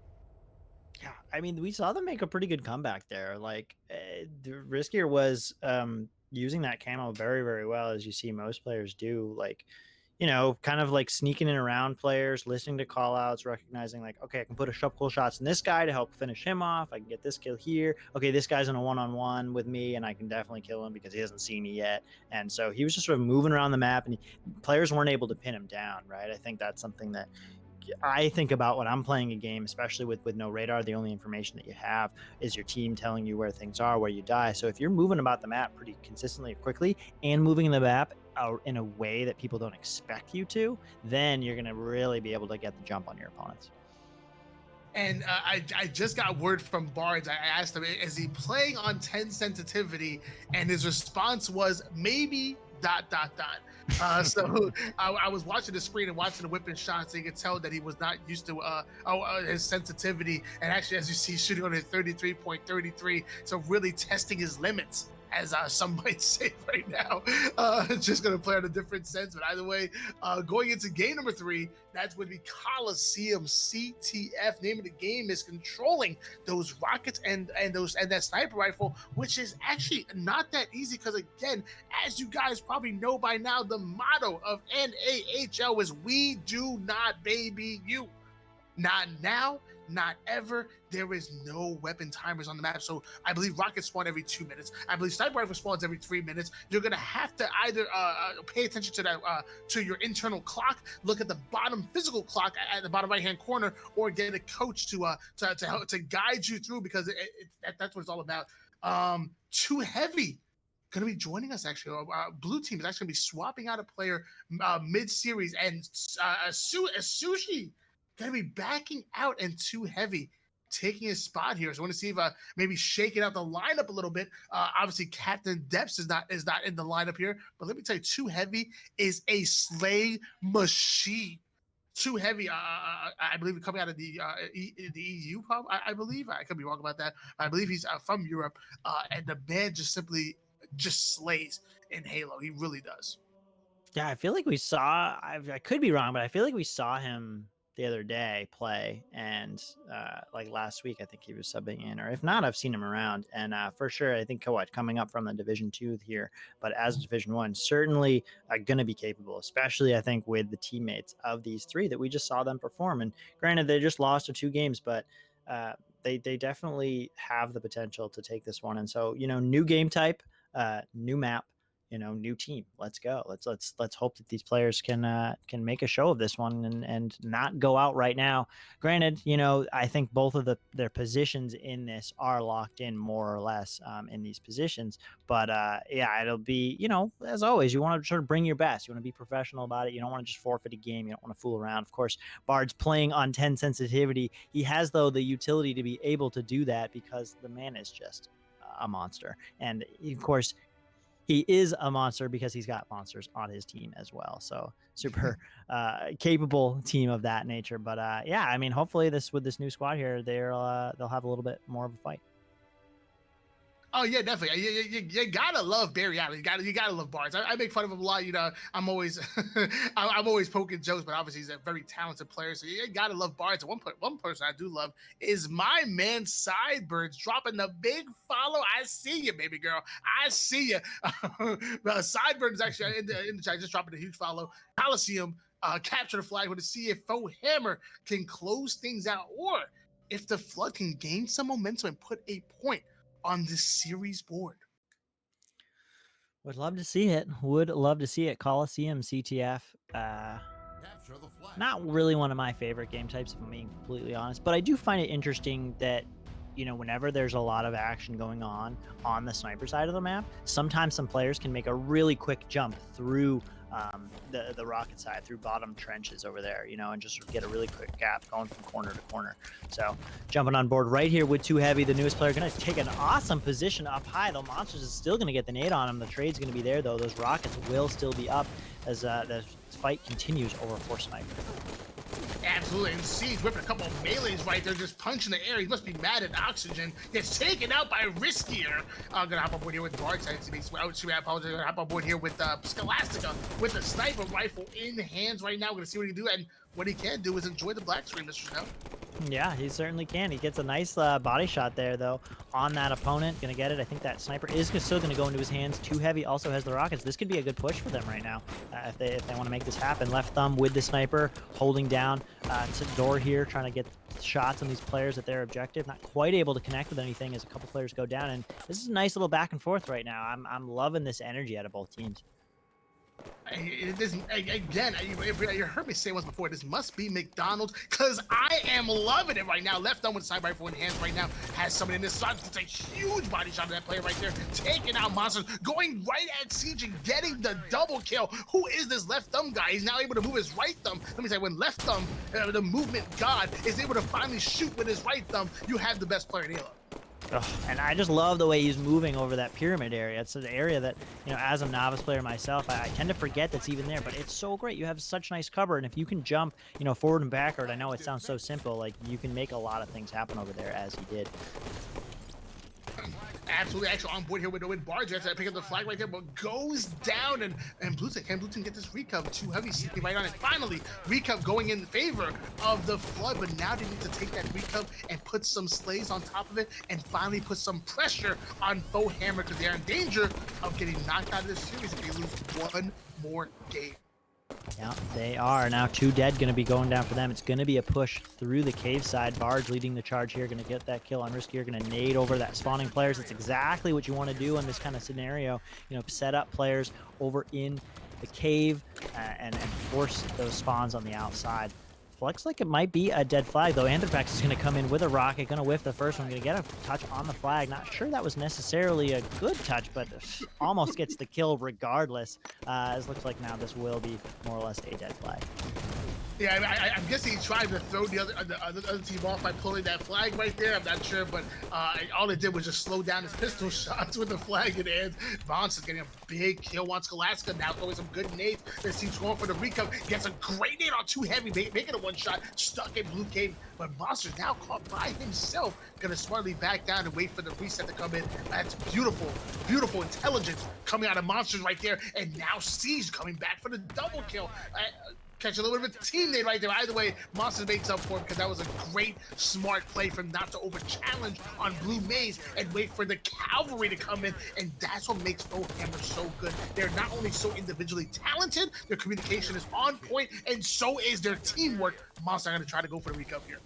Yeah, that was huge. That was cool. And I said, you know, this is going to be a dead flag run, but it really wasn't. That flag was still in a position over cave. Now, granted, it didn't get very far, but those plays and that teamwork out of Siege and Monsters, like, enabled that to happen. And granted, now they're going to have to restart this flag run as the decisions from the Flood decided to go and make a counter cap, which, again, I don't really love here, as we see Monsters going to be able to probably put this first one in the bank. And let me tell you right there, that was all Monsters. Monsters played absolutely incredibly throughout that life, staying alive in Blue Maze and not over-challenging, waiting for Siege coming for the double kill. Staying alive ends with getting the flagpole off of the reset, despite getting recoved on. Runs that flag almost uncontested and untouched. 1-0 lead in favor of Faux Hammer. I'm loving Monsters right now after all those plays. One person also loving as well is my man. It's the last shot, dropping a big follow. I already liked you before, but now I love you because you're part of this amazing community here. Yeah, 100% agree. That was just phenomenal play out of Monsters for an extended period of time too, right? I mean, it's, you know, Halo's all about your consistent of play through the course of the whole match, because it's not over till it's over. This is only one down. Of course, we do see now 3 members from the Flood going down, as now they fail that flag pull, that getting that basically almost bottom mid. And now with Monsters and his squad are going to try and get another pull here as he's slaying out in bottom blue. Bards is, of course, in the base trying to make this happen. Trying to stop this push, and there we go. Too Heavy now goes down. Still on the 10 sensitivity is Bards right now. You see his shots whipping all over the place. I don't believe this is normal sensitivity. He's barely able to control it here. Finally gets taken out is Bards. 2-0 lead in favor of Faux Hammer, but a lot of momentum going in favor of the Flood right now. Yeah, and yeah, excuse me, I misspoke. I thought that they were on the offensive there. No, they were on the defensive. The Flood doing a really good job here, holding them all back in their base. And, you know, now Scholastica taking this top position over in the sort of pyramid-ish area and going to get naded out smartly by their opponents, because that is a very powerful position, especially so you can really get angles on all parts of the map, like right from there, and be relatively protected. My gosh, they're too heavy going into challenge monsters, and monsters hitting him with a hot 5 bars going down now. Gonna be hopping on board here with Atropex, who's by the way putting some great shots and some getting the kill on Scholastica right now. Den putting some great shots on his player on Red Mace, gonna get the double kill here. And player goes for the fancy little cheeky ninja that somehow ends up working. Too heavy, getting the kill right there. Carnage all over the place. Left thumb and one shot gets taken out. And bodies are hitting the floor once again. Mr. Snow, I'm loving it. I'm loving it. Certainly. Like a little bit of, I think, playing so aggressive. Everyone's just throwing their bodies at it indeed. As you know, 2-0 now in favor of Foehammer. About 5 minutes 40 seconds left in the game, though they're being really aggressive here. Too heavy in his teammates. Scholastica putting shots in from across the map. They're getting a couple kills, but yeah, Perry Bards with that 10 look sensitivity, sort of trying out what it might be like to be on mouse and keyboard and see how he can do there. It might be preparing for Halo Infinite, you know, you never really know. But they're going to go 4 down right now. Here's an opportunity for that flag pull. Are they in a position to do it? Scholastica has a sniper rifle, just watching for spawning players, but he's backing down. I want them to be a little bit more aggressive here. Well, missing that sniper shot, kind of unfortunate, but it actually cleans it up there with one on siege, getting the cliffhanger as well. Going to now stay alive, running back to his base with this sniper, recognizing just how powerful it can be. Another no-scope there, going to get the double kill on it. Okay, these guys got to make a pull. Now, let's go, guys. You can do this. And I'm going to defend Scholastica's play right there. The reason why he backed down, because he was on sniper side by himself, and he saw a player pushing elbows, so he knew they were going to start to spawn in cave. So he got a really good angle on S2, and then really put that sniper rifle to work, dropping a major double kill. But as you said, they did not capitalize on pulling the flag, and that's the one thing that separates the good teams from the great teams. The great teams take those situations, those huge slates coming out of their teammates, and they capitalize by being objective, efficient, and that's the Flood is missing right now. They were not able to pull that flag even one time. But finally going in favor right now. But is it too little, too late? They just had 3 or 4 down. That was the perfect opportunity. Now 1 or 2 down isn't gonna get it done. As Atropex takes out that flag carrier, tries to go for the recove, ends up failing. Scholastic gets them a cleanup on it. Hold on, we have a point on this board here, Mr. Snow, coming out of favor of the Flood. It was slow. Love it. But it got It certainly did, and I hear you there with your play. Of course, Scholastica, yeah, you're 100% right. Like, he didn't have the numbers there. He backed down, was able to make an awesome play. And like you said, a little bit slow, like that sort of extended play here was able to do that. They were able to get a couple of slays now in the right, you know, couple of rotations of slays there that enabled them to get that flag cap, and they're on the board now. So, fortunately, though, there's a flag cap being run. This is the 3rd one by Foehammer over a, Top Rocket's going to be bringing it, which is always an interesting path to bring it there. Of course, Scholastic is going to be there for the re, and it's going to stop that one. Huge plays from them as they now continue to stay alive here. Absolutely, CJ, a great little fisticuffs battle right there, taking out Scholastica, but getting stuck in the meanwhile. Riskier getting that flag all the way towards that blue window side of things. That's a great place for that flag to be, because now it remained by both teams. Atropex trying to fire off some warning rockets right there. Flag now being pulled. It's being ran in, and now we have a 2-2 game approaching the 3-minute mark of things. Things have just gotten very interesting, Snow. Very interesting. They certainly did, and huge plays by Scholastica there, especially at the very end, slaying out that player, preventing any momentum for a counter cap opportunity. And 2-2, 2 minutes and 50 seconds left in the game. Like, let's go, baby. This is Halo. This is what I love to watch. And this is what watching the back and forward action. No team having an exact much of an advantage here. So now it's just all about the heart. Can the Flood is they're willing to stay alive, stronger than the slaying prowess of Foehammer? It's all about heart right now. Scott's getting a big kill on monsters. Riskier getting really risky by trying to clear out his base here. Now gonna let the snipe on window. He's the X factor right now. If he can get these snipes, get these slays, they can get a flagpole. And just he catches a blue spider right to the hip. Ooh, yeah, nice stick by Bards. Obviously, I mean, phenomenal no-scope right there from him, too. Being smart with that sniper, as you said, you know. And now a couple members going to go down. 3 going to go down. They're going to prevent that flag run. And, yeah, Foehammer going to be able to take some map control. A couple players. Top Rockets as they grab those. Now flying over to the bridge. Monta's going to miss his jump there. He knows that these players are over here. in the fridge or the area. Scholastica gonna get the good beat down on him though, take those rockets away from him, and then prevent that flag from being run. And my gosh, a flag being walked across, that gets taken out by Bards across right there, but the flag that should bring one in, and there you have it, the Flood putting the third cap on the board and finally putting a game on the series board. We have a 2-1 lead in favor of FoHammer, but momentum going in favor of the Flood right now. And mind you, this is at 41 viewers. This was the most actual viewers that I've been casting. So thank you, everybody. 41 viewers in the chat right now watching this beautiful gameplay. And hey, listen to my beautiful voice, if you will. Thank you very much, guys. Obviously, we would not be here if it's not for you guys. We love the competitors, but we're putting on the stream, we're putting on this entertainment, and we're doing it for you. So thank you for showing off and showing out. How do you like that, Mr. Snow?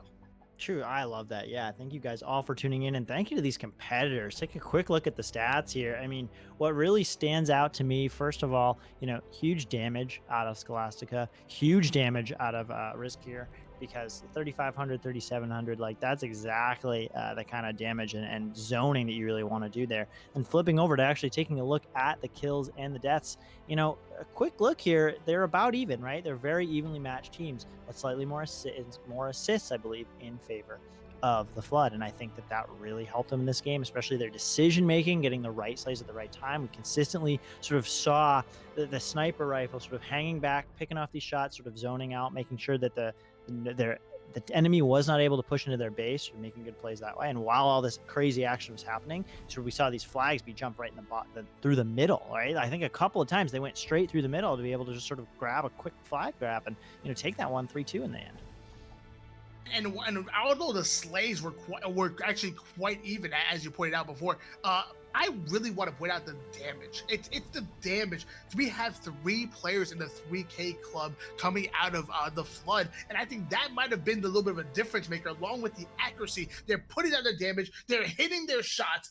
I'm loving to see what this Flood team is doing to win that Coliseum, capture the flag. Now let's see if they can do it on Empire Strongholds, a very, very different game type. You have to be fast. You have to slay out. You have to be objective, efficient. And when I think of all 3 of those things, the first I think of is FoHammer. That sounds like FoHammer's expertise, but we're gonna see coming up next.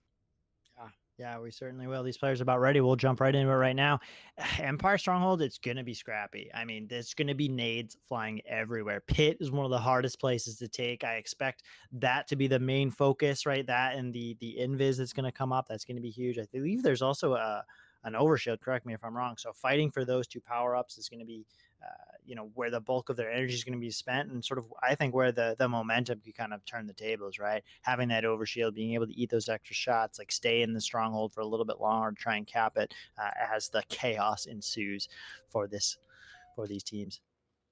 Yeah, absolutely. Yeah, you have overshield and camouflage. So I mean, you can split one kind of thing. One team get overshield, one team get camouflage, and then it becomes a little bit of a battle between can camouflage get the backs back on overshield, can overshield prevail, and use it to get those objectives. But the one thing you cannot do is give up both power ups. That is a recipe for disaster. So that's over things up like outside, challenging players immediately. Siege going in and dropping the people's elbow right on his face. Gonna switch on board here with Monsters, who goes down himself.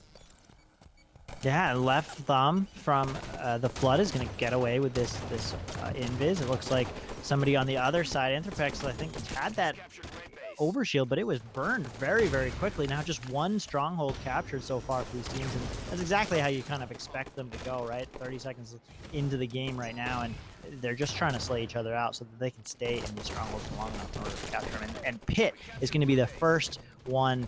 It's going to be huge, right? It's very difficult to retake Pit once you have it, because you can pretty much see it from anywhere in the map. You can nade it out pretty easily. So the speed at which these players have to play if they go down from losing Pit is going to be important.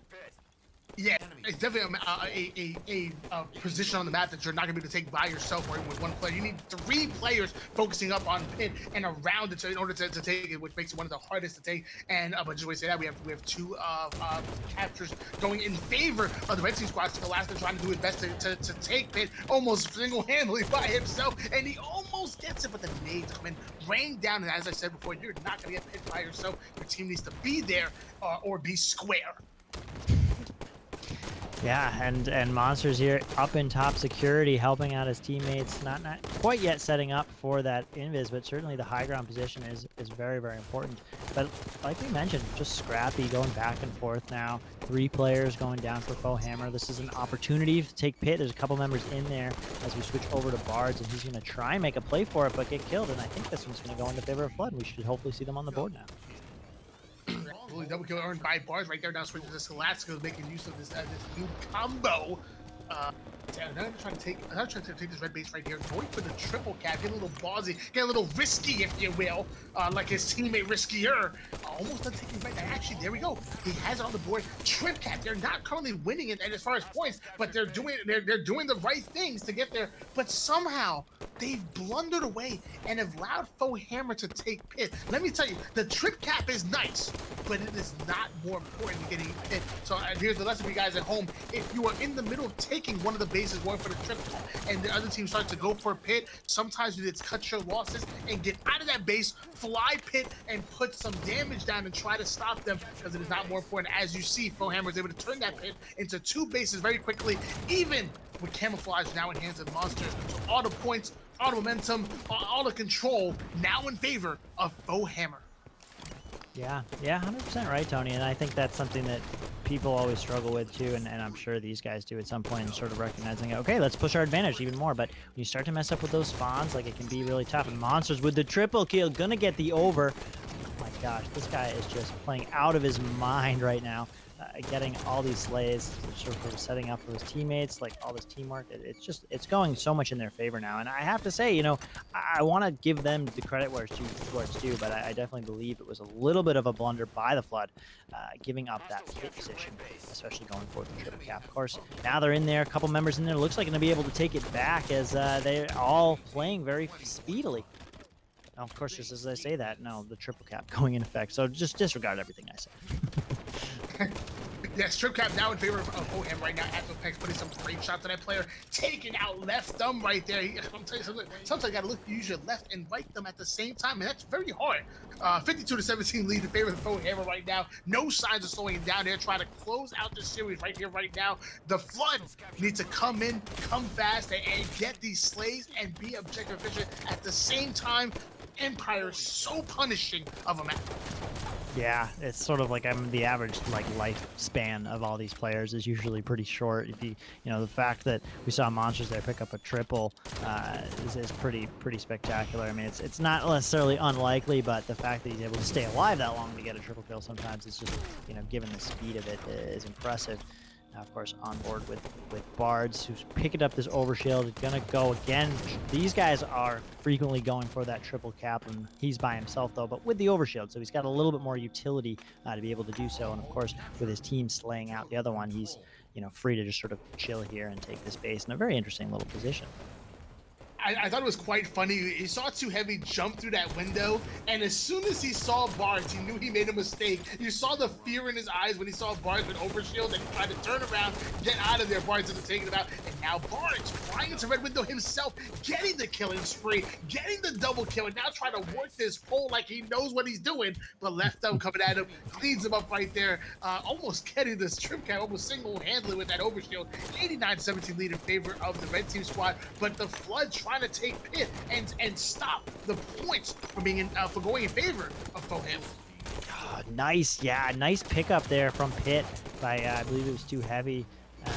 Just sort of staying in there, getting the rotation just right to be able to take it. Of course, now they've got to keep it up. 91 points for them. They're on the lifeline right now in game number 4 here, and you know, but with 2, that Pit almost being taken, it's gonna go now in favor as Faux Hammer really just yeah, showing their true power, sort of fanning out, putting all the shots. Nice grenade kill from Bards.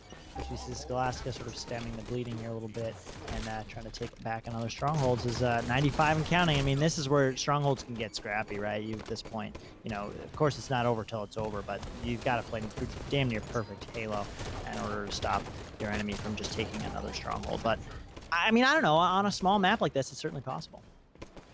Absolutely, and a triple cap going now in favor of the Flood this time. Great job by the Flood to capitalize on those slays and get as many objectives as humanly possible. And notice how when Bars got that stinker, he actually betrayed his teammate at the same time. It was very unfortunate. 95 to 40 lead in favor of Faux Hammer, but again, all the momentum now in favor of the Flood. But mind you, one capture of 2 bases in favor of Faux Hammer, and the blue team will lose this game. It'll be mathematically impossible for them to come back, but Too Heavy does have overshield. He can use that to try to stay alive and stop these players from getting into the bases. Can the Flood do the impossible and come back while the red team has 95 on the board? Certainly close.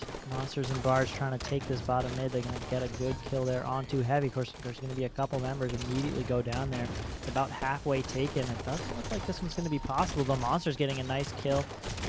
Yeah, just the teamwork, the survivability of these guys right there. The fact that he was able to sit in their bottom mid so frequently was just phenomenal. But hey, you know what? Good persistence from the Flood. Keeping that bottom one, keeping the dream alive so far as they go on a nice little spree here for capture points. A nice little screen of deep.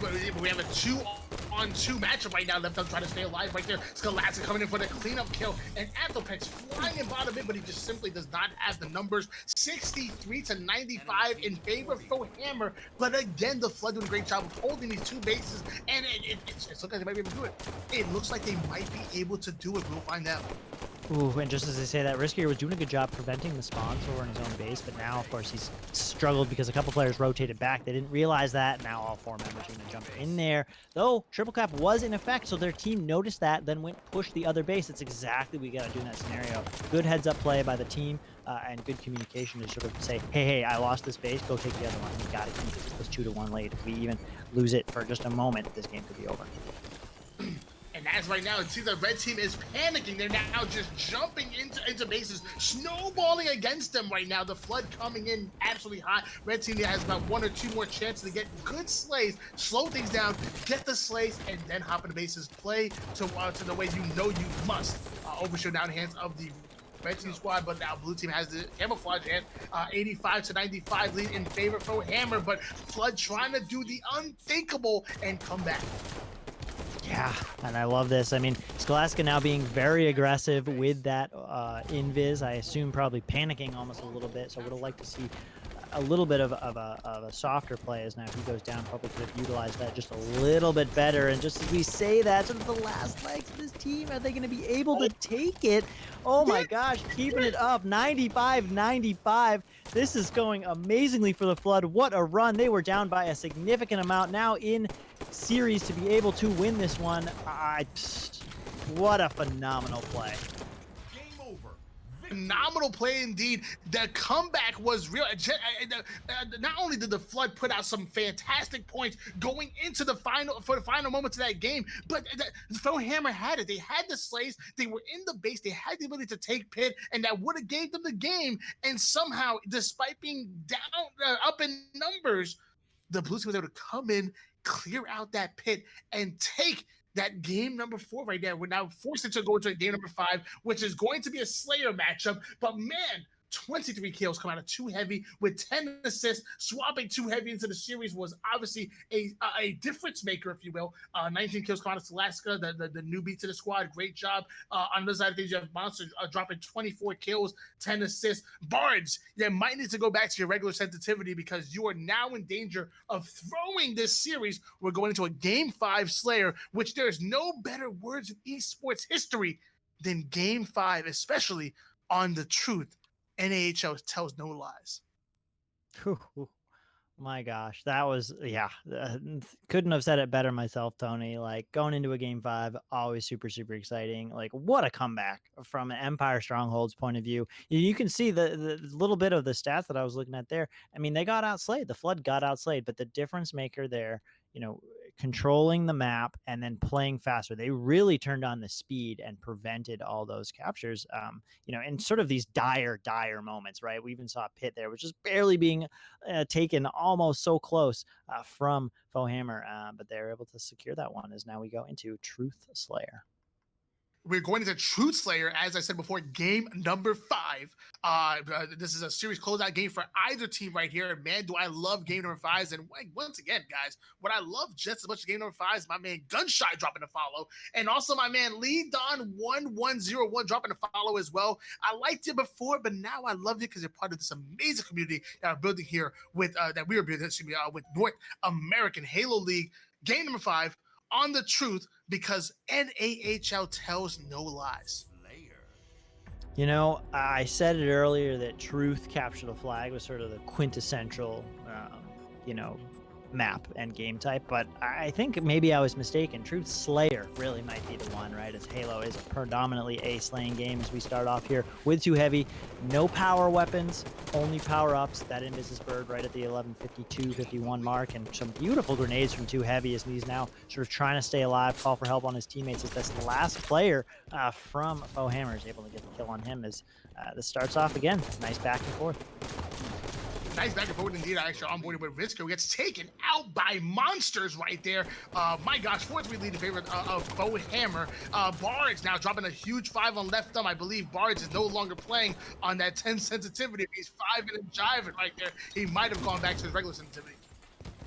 Yeah, it certainly seems like he is. And taking this top position in pink too, controlling, or excuse me, like sort of, yeah, controlling the map, and his team was sort of back in, I think, red base, and so they know exactly where these enemies are. But Risky are going to make a nice little risky play, going to kill Bard's top mid. Of course, then he's going to elect to go down bottom P and try and make a play here.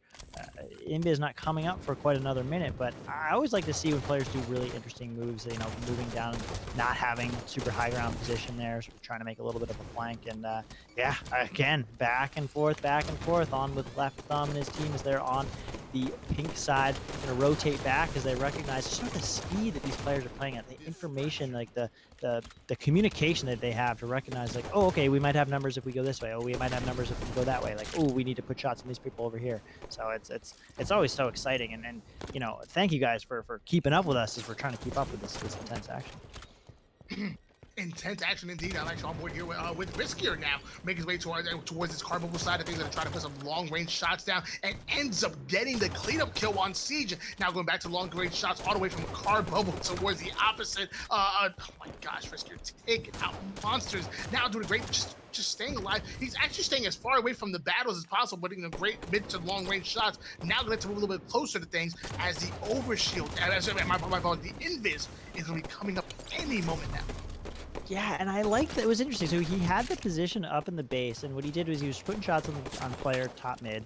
He had some help from his team, and he drops down, and he like very carefully made sure to see that he was protected from getting shot at by that top mid player as he went to go support for Invis. It was great. It was like not something that I would have noticed before if I wasn't casting.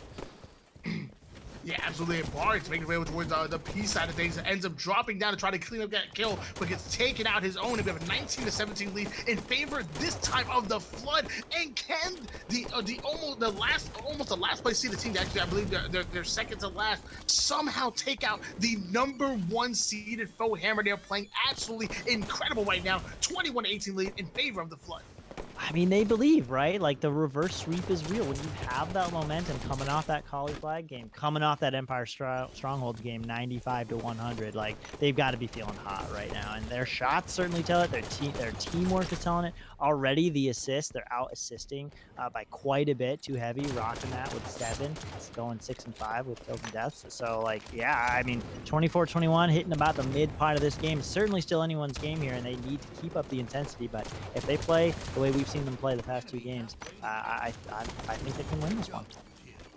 Oh my gosh, Monsters trying to get a team right back in and dropping a beautiful double kill right there, putting the Flood momentarily 3 down, but still 27-24 lead in favor of the blue team squad. We still have a minute coming up for camouflage, right? There's a lot of time just to be all pistols for a little bit. Bards getting a beautiful sticky on John right there. Actually, let's switch our board here with Bards and see what we can do to get his team back in this game. Yeah, we've seen Bards, I think, at least I've seen him make a couple of really great sticks. The man just knows the weapons. He knows exactly the kill times, right? Like, what's the damage I need to put on this player, and what am I in best position to do? You know, how can I play my life the best? Should I play my life this way? Super heads up plays by him as we now switch over to Anthrax, who's going to take top mid position. Somebody's going to spot him doing that, but he's going to be able to live with, of course, the protection of those bubbles there. Always love to see using those. Now going to put good shots on Too Heavy as another player, though. That Scholastica going to take that top mid position away from him. Yes, Scholastica doing a great job of taking top mid, but so is Bards trying to make his way towards top mid. But he has a camouflage with 7 minutes and 25 seconds with the gameplay. They're currently down by 1. Can Bards convert this camouflage into about 2 or 3 kills and get a lead? So like he just sort of did that with the help of Monsters and Seas. He's putting out good shots. They've got these players pinned down. They're going to get more or less all 4 dead. Anthrax is going to pick up a double kill there. Is still on board with Bards. He's holding down this top car position. You can see everybody from the Flood spawning over in blue. He's going to get the perfect kill on Scholastica as they're going to go up now 4 kills, 36 to 32. And the awareness now of him, the control they have over this map, this could be the turning point for them to steal this game away. This could be the turning point indeed. You have a 3-kill lead now in favor of the red team squad. The bar is just dropping down and taking out Mister right now. Like the challenge Too Heavy, forcing Too Heavy to back down. Although he has the team. Now here comes the Calfrey. Left thumb dropping down lip. They're trying to take out Bards right there, but Bards with the hardest kills in the game, getting the EMP kill.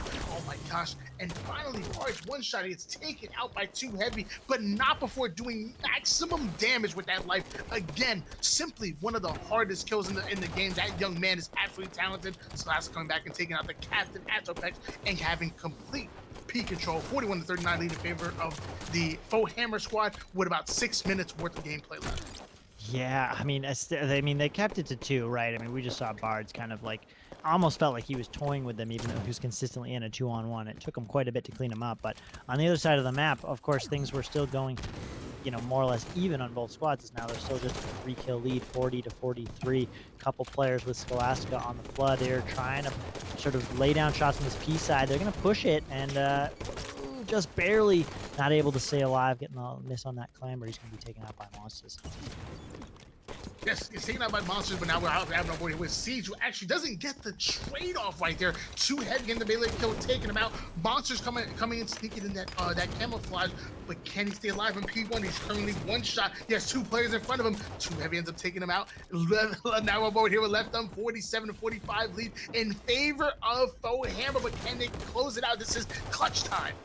This is certainly clutch time, and you can see now everybody's sort of slowing things down just a little bit. Only a 1-kill lead from Faux Hammer. There's going to be a full member of the Flood a little bit out of position right there. Member of Faux Hammer a little bit out of position, but everybody just sort of trying to make this happen. First kill goes down there on Flood. That's 48-47 now as they are traded off. Oh, this 48-47. I mean, who we found here? We're on board with Left Thumb here as he's moving up into red base. Like, this could go either way right now. This is huge. This is huge indeed. We're 40 to 48 with game number 5. At any point in time, any team can get a nasty double kill and close out this game here. Left Thumb kind of by his lonesome. He needs to rotate back with his teammates. And here we go, smartly rotating back. 49 to 48 in favor of the blue team squad now. The Flood have taken an early game. 49-49, sudden death snow. Riskier dies there, which is understandable. Kill for kill, 49-49. This one's going in either way. Keep an eye out, everybody, for where all the action's happening. A couple players from Flood over here on the P side. Looks like Monsters is going to be caught just out of position. Scholastica, though, going to just sort of hold down. Just caught in between 2 players. He's going to make a move on Monsters. Is he going to get that kill? And he does. Scholastica coming in, Siege was out of position on the P3, but he needed the help from his teammates to come in and get those shots down. Scholastica able to slide in there, take out that player P3, getting the 50th kill. That's 50 to 49. Win towards the Flood. They pull off the reverse sweep and take your best of 5 series. The second to last place team takes out the number 1 seeded Faux Hammers in your last week of the season. If that's not a game changer, I don't know what is. Mind you guys, we've been telling you all this time, even though Faux Hammer was undefeated throughout the season, they were not unstoppable. And the Flood showing that they can come at this team and capitalize on their mistakes, take them out, going into playoffs. That is so important for the Flood, because now they say, if we can beat the number 1 seeded team, we can possibly beat anybody. And maybe, then just maybe, they can take your playoffs We're talking about playoffs. Yeah, that's right. Playoffs going to be happening August 22nd and 23rd. But before that, we still do have some games left. Tune in tomorrow night, 10 p.m. and 11 p.m. again for our other teams. But I mean, this is awesome. I mean, it's a game 5, especially against the top seeded team here. They hadn't lost a single game. Now Forehammer goes down. Of course, they still played phenomenally. Let's not take away, anything. All these players played great, but seeing that energy out of the flood, especially with a team, right? Again, I'm not super familiar, but they had some struggle getting some people in here, made a little subs now and again. Scholastica, one of the newest players, as you mentioned, why not, coming into the squad, 3,100 damage in that game, really out damaging everybody. I mean, Bards and Riskier were the ones there with 2,500. So seriously doing a lot of work. 16 kills, 15 deaths with those 8 assists. And yeah, I mean, this one went to the distance, 50-49. So could not have asked for a better game 5 in that. And yeah, congratulations to you guys. Now I think you've definitely secured. You might even be able to get a better seed, pending on how some of the other teams perform tomorrow. And yeah, absolutely. Obviously, congratulations to Fohammer for still securing that number 1 seeded going into playoffs. Even despite that loss, it doesn't matter. They're going to keep their number 1 seed. But bigger congratulations to the Flood taking out the number 1 seeded team in the last week leading into playoffs. And as my man Snow said, which is a double header as far as this weekend. We're gonna have a whole nother 2 games coming up tomorrow, Saturday, 10 p.m. Eastern, 11 p.m. Eastern, closing out your weekend in the best way possible, watching some incredible Halo. And my gosh, again, mind you guys, it's 10 p.m. The Banished going against In Amber Clad, 11 p.m. Hang 'em High, taking on the Maul. And that's going to be closing out your weekend along with your season. I'm your host. Why Not Be Reckless, aka Why Not Be Cast, aka I'm kind of a freaking big deal. If you don't know, now you know. Well, I'm not alone here. We have my man Biggie B running the beautiful production. Mind you guys, if you guys haven't noticed, easily the best production I've seen come out of almost any league, most tournaments, a high production. You could put $1.5 million into a tournament and they still wouldn't have a better production than Biggie B. In addition to that, we have Mr. Snow, one of the best analytical minds in the game. Hasn't even been doing it for that long, but man, is he damn good. And yeah, obviously, again, I'm your host. Why Not Be Reckless? AK, Why Not Be Casting? AK, I'm kind of a big deal, man. Mark owns your face. I love what you've done with the North American Halo League, and sadly, we're seeing this season 1 come to an end before our very eyes here, and I'm about to cry, honestly. But playoffs are coming soon. The 22nd or 23rd, join the Discord, if you will, to be a part of all the action. The Twitter as well, keeping up with all the updates. And while you're at it, I mean, it's not even just about North American Halo League. It's also about all the organizations that come in and partner up. You have Paradise Halo and Callus doing film breakdowns. You have SVP coaches, because if you scroll down a little bit, you see a red and a blue Spartan about to kiss each other. Click on that link, and you can turn your game up another level. Because mind you, if you're bad, they'll make it good. But if you're good, they'll make it great. If you're great, they'll make you pro. If you're pro, they'll retire you. Why Not Be Reckless? AK, Why Not Be Casted? Closing things out. Biggie, send us home.